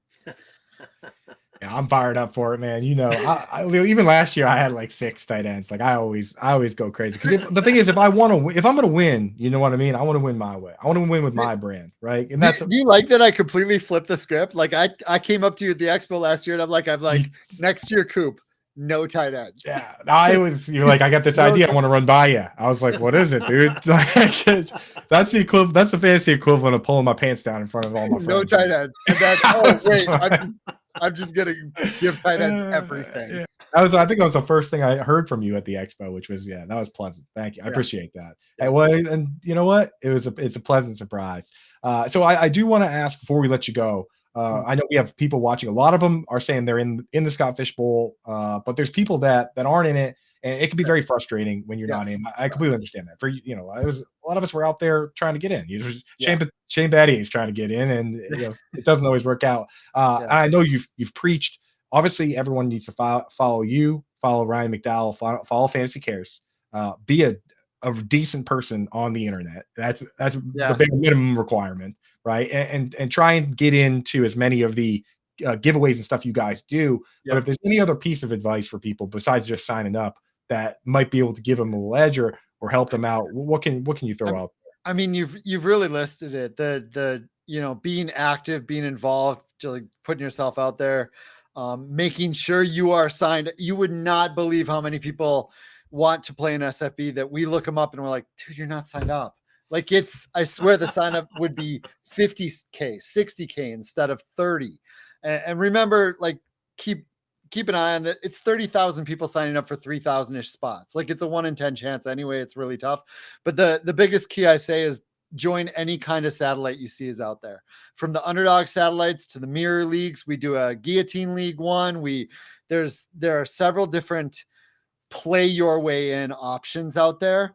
And if you do a bunch of those, you might hit one. Like that's one of the better ways to do it. But if you're that active trying to win them in those, we see that. Like we get the lists. We know what you're doing. So we see that you're actively really interested in playing. So I guess that's about it. That's awesome, man. And you guys, it's tough. It's tough to be the guy that has to be the bouncer to this type thing. So kudos to you and Ryan and the crew behind that for doing it, man, because it's one of my favorite things ever. And I wouldn't be doing this without that tournament. I'm not kidding. That's where I met the people that I did my first podcast with, the besties and the crew, and how I really got into this. So without that tournament, man, I wouldn't be sitting right here, man. So thank you for doing what you do, buddy. Thanks, man. I love that story. I hear that story year after year from many, many people who have made different paths in this industry, and I love it every time. So really appreciate that. Thank you. Thank you guys for having me on too. Oh, dude, always a pleasure. You shout it out to everybody where they can go if they want to, if they want to donate, if they want to see, some of the live drafts, anything else that you want to, you think the world needs to hear and know right now. Sure. ScottFish24 on all of the 27 new social medias there are and Twitter. And then fantasycares.org is where you can go to donate. ScottFishbowl.com is where you go to sign up. You can also, on that same site, look up which live events there are to see if there's one near you that you can go join some fellow fantasy football loving people in. That's about it, man. Both of you, all three of you. Well, Scott, thank you so much, man. Really appreciate it. Everybody in the chat room loves you, and good luck in your draft, and good luck keeping sane at this time of year. All right. Thanks. Have a good one. Thank you, Scott. Thanks, Scott. Right, again, at ScottFish24 on the old Twitter machine. Give him a follow and get in on this. Get in on this. And yeah, for anybody out there who wants to know also, I mean, as far as donation goes, I'm going to be running a little bit of an auction at the San Francisco one. We've got these Scott Fishbowl commemorative rings that Trophy Smack put together, and these things look absolutely fantastic. I don't have it here with me. It's like nice in the box and everything. You guys can go and check it out. Go to trophysmack.com. You'll be able to see the commemorative Scott Fishbowl rings. We're going to be auctioning one of those off, as well as an autographed Brandon Ayuk jersey. So, just drumming up a little business there for the Fantasy Cares people. Scott does such amazing work for everybody out there. Such amazing work. So I'll tell you what, I'm in the giving mood. Scott Fish has given us the giving mood, and all you guys out there who are sitting there in the chat, it's your time right now. We're going to give away one spot in the RT Sports, Real-Time Sports Fantasy Football Championships. It's a $300 entry, grand prize $500,000. We're giving you a free entry to it if you can answer Britt's question. So I put out a tweet this morning that kind of alluded to this, if you guys were paying attention on my Twitter. I said that the MVP award has just been quarterbacks, and it's kind of boring. So my question is related to that. Who was the last person to win NFL MVP who wasn't a quarterback or a running back? And I'll repeat it again, just in case y'all didn't get that. But who was the last person to win NFL MVP who wasn't a quarterback or a running back? I actually know the answer to this. You do, Bender. All right, let's see if the chat can figure it out. Let's see if the chat can figure it out. Nothing yet. We should have brought in some Jeopardy music. Keep in mind, you're basically getting if we were offering a $300 scratch ticket where you win $500,000. Imagine that. Now this is a scratch ticket where you have control over what happens. You can actually win this league and win $500,000. We're giving that away for free right now. We got some answers in the chat. Dustin with AP. That's not it.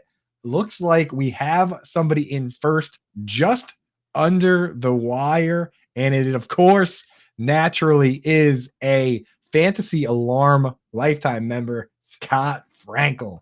And with Giants fan. Lawrence Taylor and Giants fan. So 6 the seconds man's coming in. before George George, Costanza. yes, that's a Boston guy. He's running the 50-50 raffle in Boston, so he's in the giving mood as well. We'll be giving away a Fantasy Alarm draft guide as part of that Boston live draft. And remember, folks, this year, first year ever, you can come out and hang out even if you're not in it. So come on, hang out with us. It's going to be a fun time. I'm an approachable guy. You come up, say what up to me. We'll get a beer.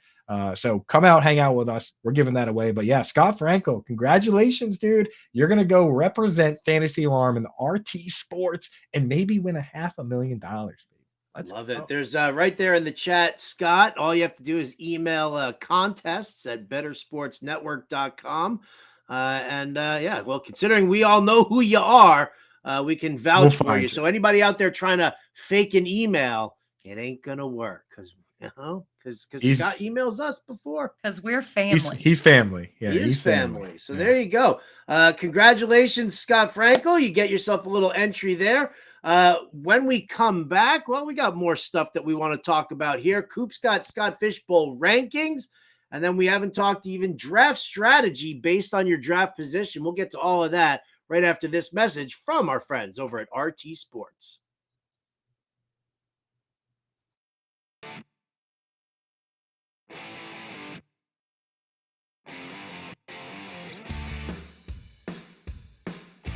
Kenneth Walker currently has an ADP of 32, and it's not that I don't think he's the most talented, but the situation is not great for him this year. Seahawks just drafted Charbonnet in the second round. They're going to be using Charbonnet just as much as I think Walker with that offense. You don't draft a running back in the second round and not use them. So that's definitely a concern. And Seattle, they're going to have an electric offense, but there are so many mouths to feed. You got DK Metcalf, Tyler Lockett, JSN, and Charbonnet, and then Walker. So, I mean, those are 5 elite players that all need to get fed in that offense. So the volume is definitely a concern for me there. Again, I got him in the Champs League at 45, which that was just too far for him to drop in value-wise, which is why I took him. But currently being drafted at an ADP of 32, it's just too early for me. I agree with that. And sometimes players are better in different formats, and I think all those Absolutely. Seahawks, I feel better in a best ball format. Absolutely. Yeah, because you just don't know when those big games are going to hit. They're going to hit. You just don't know when they Yeah, hit. if you're in a standard league, you want more of a safer play, and you don't want those boomer bust plays. All right, I'm gonna talk about another player that is on a new team as a bust, and I think it's going to be Aaron Rodgers with the New York Jets. I think a move to New York is going to be a positive for Rodgers, getting a chance to play with a little better talent around him offensively, especially at receiver, than he has the past few years with Green Bay. But you just can't ignore last year. Rodgers was just 13th overall in fantasy quarterback scoring. He had just 2 games all season with 20-plus fantasy points. That's a really low number. He threw for less than 3,700 yards, failed to reach 30 total touchdowns on the season, had just 1 3-touchdown game all season. I just don't think he's the same player as past years. I know he's going to have a chip on his shoulder, want to prove everybody wrong, but I just think with all the good QBs out there in fantasy land this year, I'm avoiding Rodgers. I just don't think he's worth the risk, in my opinion.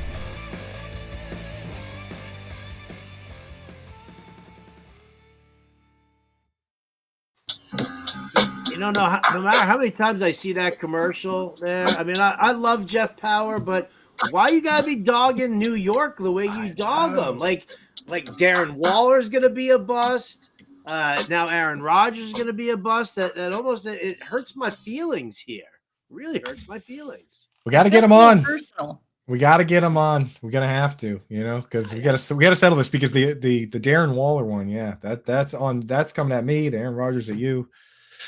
It's coming off like a personal attack, isn't it? Well, yeah, I think he was snickering in between takes on that one. We'll have to beat him up on that. Right? Damn. Well, all right. Well, again, congratulations to Scott Frankel on winning that best ball, not best ball, that fantasy championship one. And again, guys, you guys can join yourself. Go to rtsports.com/TFC. And get in the game that way. Or you can try RT Sports Pick'em Contest and go to I always say Fantasy Alarm. It's rtsports.com/alarm. Promo code alarm23 matches up to 100% of your deposit up to $200. All right. Wow, I tell you, man, I'm all amped up now for my draft for Scott Fish tomorrow. We got a lot of stuff to talk about here. One of the things that I wanted to kind of get with was, obviously the third round reversal shakes a lot of people. A lot of people. And when you're sitting there and you're signed up for Scott Fish Bowl and you're looking at, where you want to go with certain things, you get to choose your draft position. So, are you choosing the front? Are you choosing the back? Britt, you're right in the middle. So you really don't get affected too much by that third round reversal for that. Coop, what pick did you say you had again? I took 5. You took 5. So slightly, adjusted there. So I'll ask you then first then. So at 5, when you're looking at that, what was the reason behind taking the 5th spot? To be next to Mike Fiala so I could try and snipe him and ruin his draft. Okay. But the real other part of the reason, and this is, I was okay with that. I mean, you got to understand how the Boston live draft works. Like, I don't think anyone from Boston's winning it, but we're having the most fun. Yes, we get it. You're all drunk and none of you are nice people. That's Boston. All right, whatever. That's right. Bob Gilchrist is a great guy. He sets up a great party. So definitely come hang out with us on that. But the reality is that the third round reversal, to me, it always is going to work the same. In that you don't want to compromise your first pick. So what I do is I sit down and I make a list of the guys I would feel incredibly comfortable drafting. And for some people, like in a tournament like this, where it's crazy scoring and no negatives and quarterbacks are superpowered, that might only be 3 people. Some people might have sat there and said, I want Josh Allen, Patrick Mahomes, or Jalen Hurts. And those are the guys I have them so far ahead of everyone else. I'm picking 3, right? But for me, I looked at it and said, I have Travis Kelce in there, and I have another player in there that I'm not going to spoil because I got my draft coming up. But you can say Bijan. It's okay. We're good. You got it. It's Curtis Samuel. So when I go through, but you got to do that yourself. And this goes for all third round reversal drafts. Sit down whenever you get to pick your spot, of course. Sit down and ask yourself, how long is my list of players? Because the farther back and the bigger that list can be, the more benefit you get from coming back and then coming back again. So if you are confident with like 9 guys, awesome, because that's just going to give you better players in the second and third round, especially if you like somebody like Joe Burrow, Justin Herbert. You can make this list as long as you want it to be and take advantage of that. For me, there were 5, and also despite that I need to unleash on Mike Fiala. So that's where I needed to go 5. What about you, Britt? Yeah, I think I'm picking 8th. Because I think with this new scoring, people aren't going to be as gung-ho about quarterbacks maybe, but Scott just kind of maybe ruined my theory with his answer to my question in the last segment. But I think that I still can get a high-level guy at pick 8 and then fill in around there, and I'll have a faster or a higher pick in the second and third round. Man, if you have never played third round reversal, it gets you. Sellers was in his first Scott Fish Bowl last year, and he was like, oh, I get to pick my spot. I'm picking 1, and didn't pay attention that it was third round reversal. And his team, he still made the playoffs. He still did great, but he was definitely shaken up. So be prepared if you've never played in third round reversal, that is something when there's 24 picks in between your first pick and your second pick. That can be a long time. It can be, but it's kind of funny. I actually I had a later pick last year.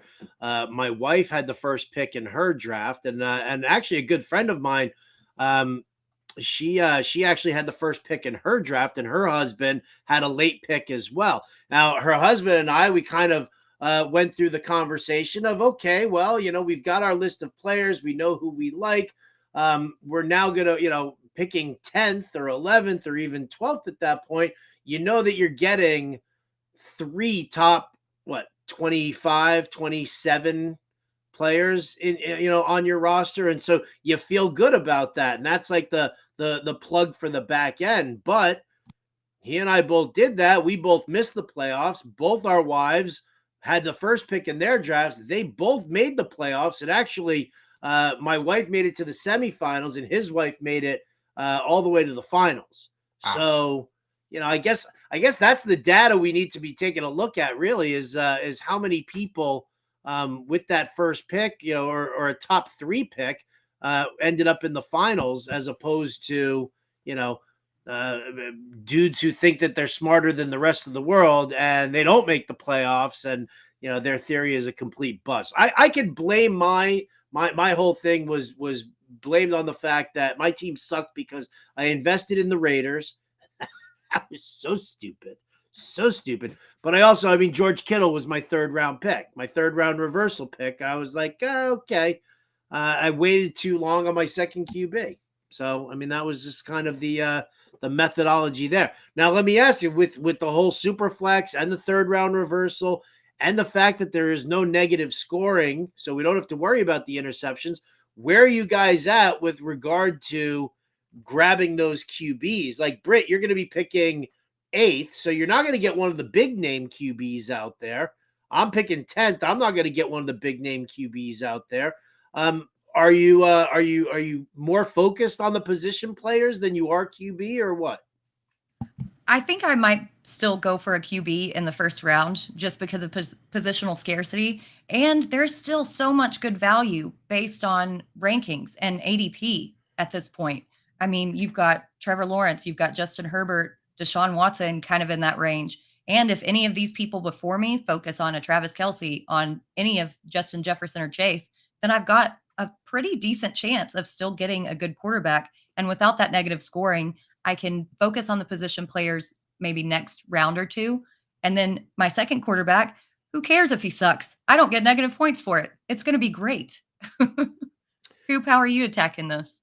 Yeah, I mean, I'm almost certainly taking a quarterback or Kelce. That's the strategy I'm going into. And if I take, the thing about this format is if I take Kelce at 1, the reason I don't take Kelce in my regular redraft leagues, the home team, 10 team, 12 team, 1 tight end spots, the reason I don't take Kelce is because I'm not leaning into what I do best.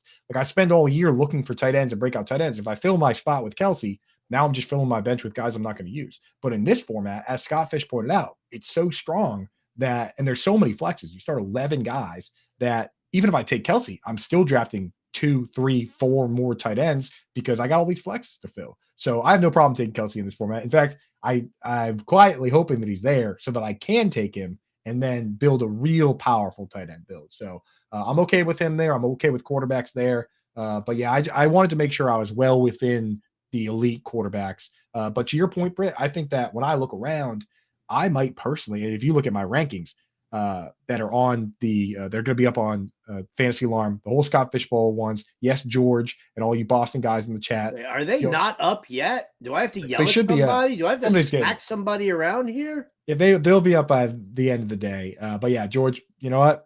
If you buy a draft guide, when we're giving away, we got to do the 50-50 raffle after the draft because we're giving away a draft guide. I don't want anybody getting in there for free during the draft, at the draft. If you want it, you can buy it. My rankings are in there. But I'll say this, a little spoiler for everybody. 10 of my first 15 players ranked are quarterbacks. So it's a quarterback-focused league. Quarterbacks are, the scoring is absurd, and you can really dominate if you get the right one. So that's how we're ranking them. Breaking news: tight end whisperer drafts a lot of tight ends. Film at 11. There are a lot of 10s in the in the chat here. Ninja Chickens. George says picking 10 is where it's at. Yeah, I mean, for me, it's kind of funny because, I mean, I did a mock the other day with some friends of mine, and there I was, and I picked 9th because somebody had already jumped in on the 10th spot. And I was gonna actually do a mock without taking a quarterback in the first round, but based off of what went down, obviously the top QBs went off, the top 4 or 5.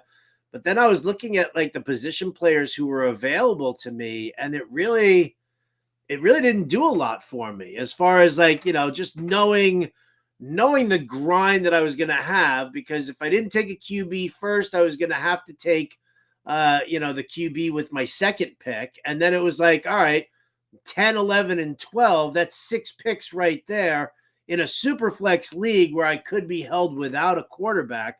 So I just grabbed Trevor Lawrence. Now I'm a big fan of Trevor Lawrence. I love what's happening in Jacksonville there. But yeah, I've kind of, in looking around and knowing that now, even picking 10th, you've got 4 picks in a super flex. And the last thing I want is to like all of a sudden it's like my first pick, my first quarterback taken ends up being like Derek Carr in the second round. Like that's that's a that's a fear.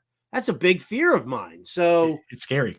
yeah, I feel like taking that QB there at the top is probably the way to go, especially if you are concerned about the people drafting behind you, and what they're going to end up doing. And then it obviously the third round reversal helps assuage that whole thing because you can grab that quarterback, see what happens in your second pick, and then make that determination because you know that come the third round, whether or not you think that there will be a good viable second QB there for you, or if you're gonna, keep hitting the wide receiver running back situation.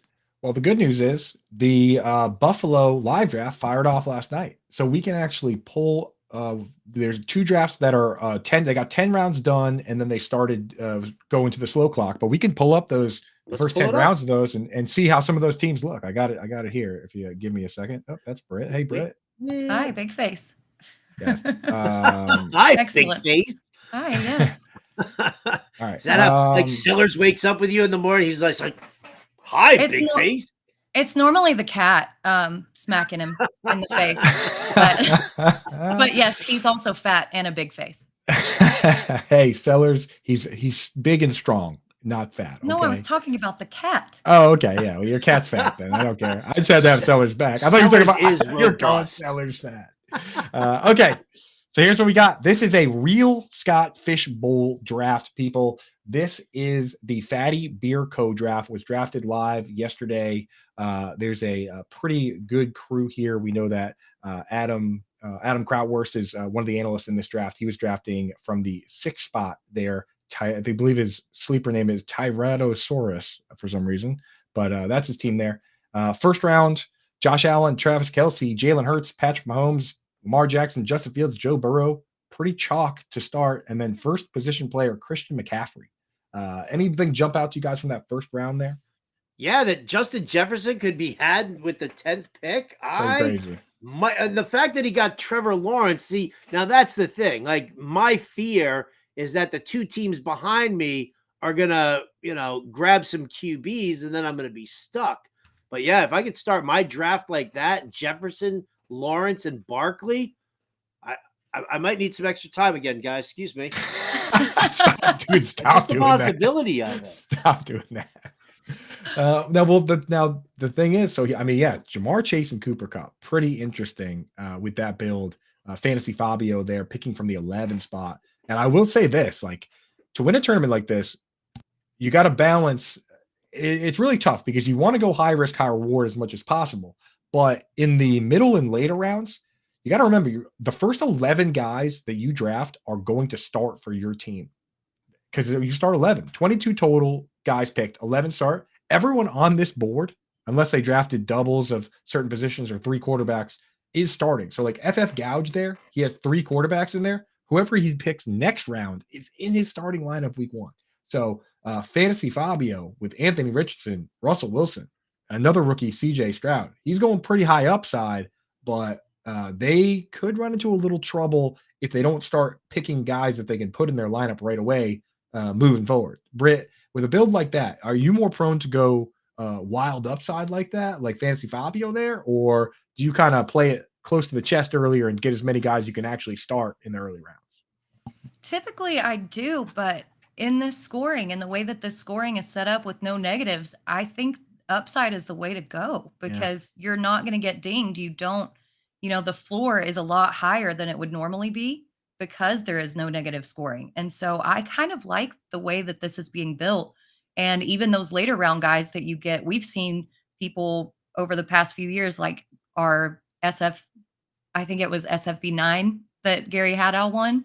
He waited on tight end and took Darren Waller and he got him super, super late. So there are guys, you don't necessarily have to start the first 11 that you pick.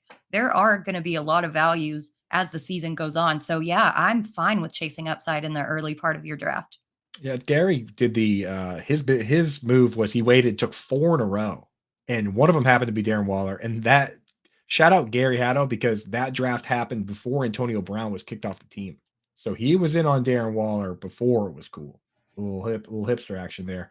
Howard, what about you? As far as are you trying to load up your 11 starters within the first at least 11 or 12 rounds, or are you willing to go a little crazy at some positions and overload them, knowing that maybe you can figure out tight end or quarterback or something, maybe not quarterback, but other positions later? Yeah, I think that I would probably steer more towards the starting positions. I mean, I don't want to rule anything out because, if let's say it's here at the tail end of the draft and it's my pick and I have the opportunity to grab, if it's going from, from 1 through 12 instead of 12 through 1, if it's going 1 through 12 and I can grab my third QB, and that's like the last of like a really rock solid third QB, and I'm not totally enamored with the running backs or wide receivers or tight ends there, I might make that move. I don't hate that move, but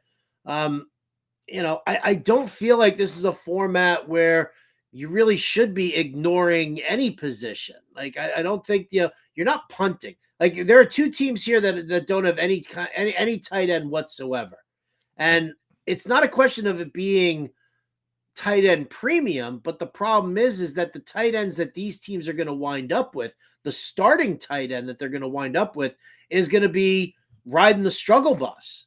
And that's, so you do get a distinct advantage if you have just at least a legitimate tight end. And I'm talking about, guys, I'll go as far as, I guess Schultz and Njoku, and, Okonkwo, of course. Like, I would want to make sure that I had at least somebody like that to be in my tight end position. I would make sure that gets filled first. And look how many tight ends that have been drafted at this point. Like when you're talking about 1, 2, 3, 4, 5, 6, 7, 8, 9, 10, 11, 12, 13, 14. It's not that hard to get one of those guys. You know what I mean? So a couple of these teams in there are going to be scrounging. I love Better Boss's comment in the chat. Fabio's RBs doesn't like him. When Better Boss, Matt, the guy drafted Javonte Williams and Samaje Perine. Isn't that what you just did in the FSGA draft that the three of us hosted? Isn't that exactly what you just did? Exactly what he did. Exactly. But then again, the Better Boss is also touting Irv Smith and Hayden Hurst as those tight ends who you want. And I'm sorry, but the former Bengals tight end chilling out in Carolina behind all of those wide receivers, and the new Bengals tight end who's chilling out behind Higgins, Boyd, and Chase. I mean, I don't think you're going to be saved by either one of those tight ends. It's thin. Howard obviously did not watch my video on YouTube Shorts over on our Fantasy Alarm YouTube page. We'll have to check it out. Is it a Hayden Hurst video or Irv Smith video? It is a Hayden Hurst video. Okay. Hayden Hurst, actually, I don't mind as much as Irv because there's a little more uncertainty. I will agree with that. Yeah, a little more uncertainty there. But right? he ain't saving. But I know what I'm going to watch that video, Britt. When did that come out? It came out this morning, so it's very new. I haven't been doing anything else this morning, so I probably should be just sitting around eating bonbons from the couch and just putting on YouTube videos. We're like, of course. We're like 4 hours away from just going full. What was that Jim Carrey movie where he's just being recorded the whole day? Like The Truman Show. The Truman Show. If we go 2 more hours of shows for Howard during a day and it's full Truman Show, we might as well just strap a GoPro to you and put it live. Because I mean, don't forget, folks, at 1 p.m. Eastern or at 4 p.m. Eastern, I'll be on the Better Sports Betting Show, and then right after that, I'll be on Sirius XM Fantasy Sports Radio. There you go, dude. All day, baby. You get your share, Howard. Well, I got to ask you guys. So we have half a draft board here, which is nice. That every single one of these teams has at least 2 quarterbacks. Some have 3. So when you go through and you comb through, and I'll let you pick 3, a group of 3 if you want. Which quarterback room do you feel the best about? Which quarterback pairing, or would you rather have one of the teams with 3 quarterbacks? When you go through here, who would you feel good about? Just the quarterbacks. Forget the rest of. I can't read it. Yeah, I know it's very small. What do you want me to do? Okay, so the first pairing is Josh Allen and Daniel Jones. Coop. We're okay, come on. Oh, easy, huh? Which group do you like the most, Coop? I don't know. I was too busy asking the question and getting yelled at. Britt, who do you like? I'll go ahead and jump in here. So I kind of like what they did with Justin Herbert and then 3 rounds later taking Jared Goff. they got a lot of value in that second and third round by punting quarterback to the fourth round.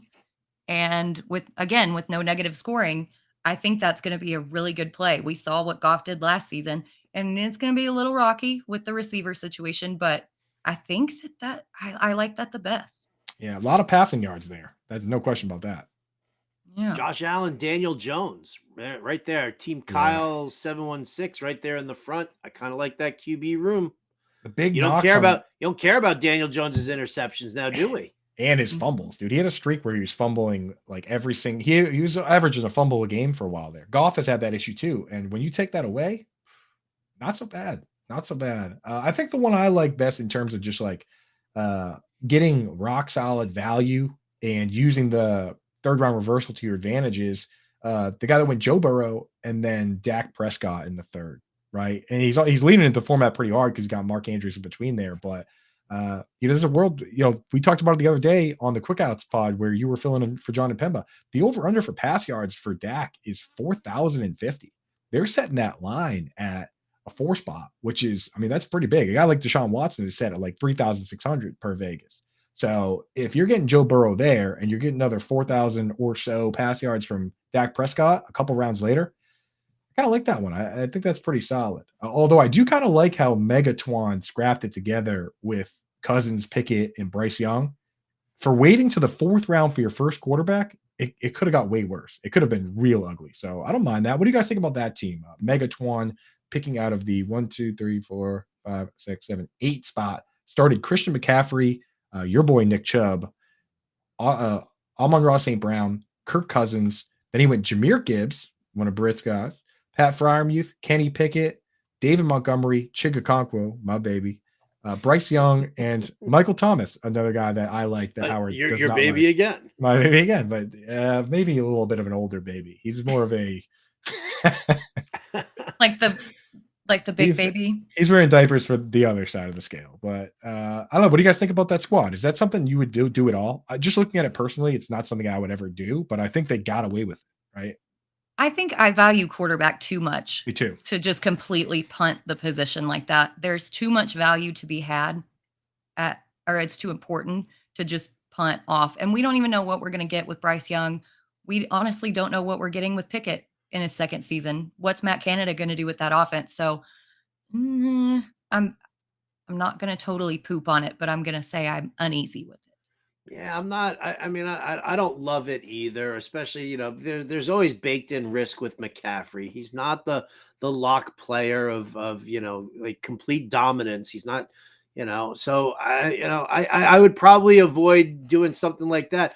It's kind of funny. I'm just going to keep going back to the 10th spot here with Jefferson and then Trevor Lawrence. I probably would have attacked the second QB a little earlier, and I would have been happy with it. Like I would have been happy with Jefferson and then Lawrence and then Barkley.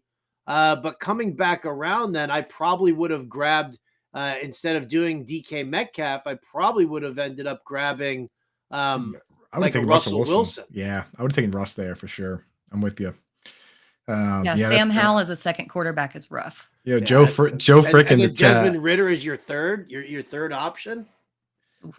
Joe Frick in the chat with an amazing point. Josh Allen and Daniel Jones both have the same bye week, and that's also during Scott Fish Bowl playoffs. So that's a little bit dangerous there.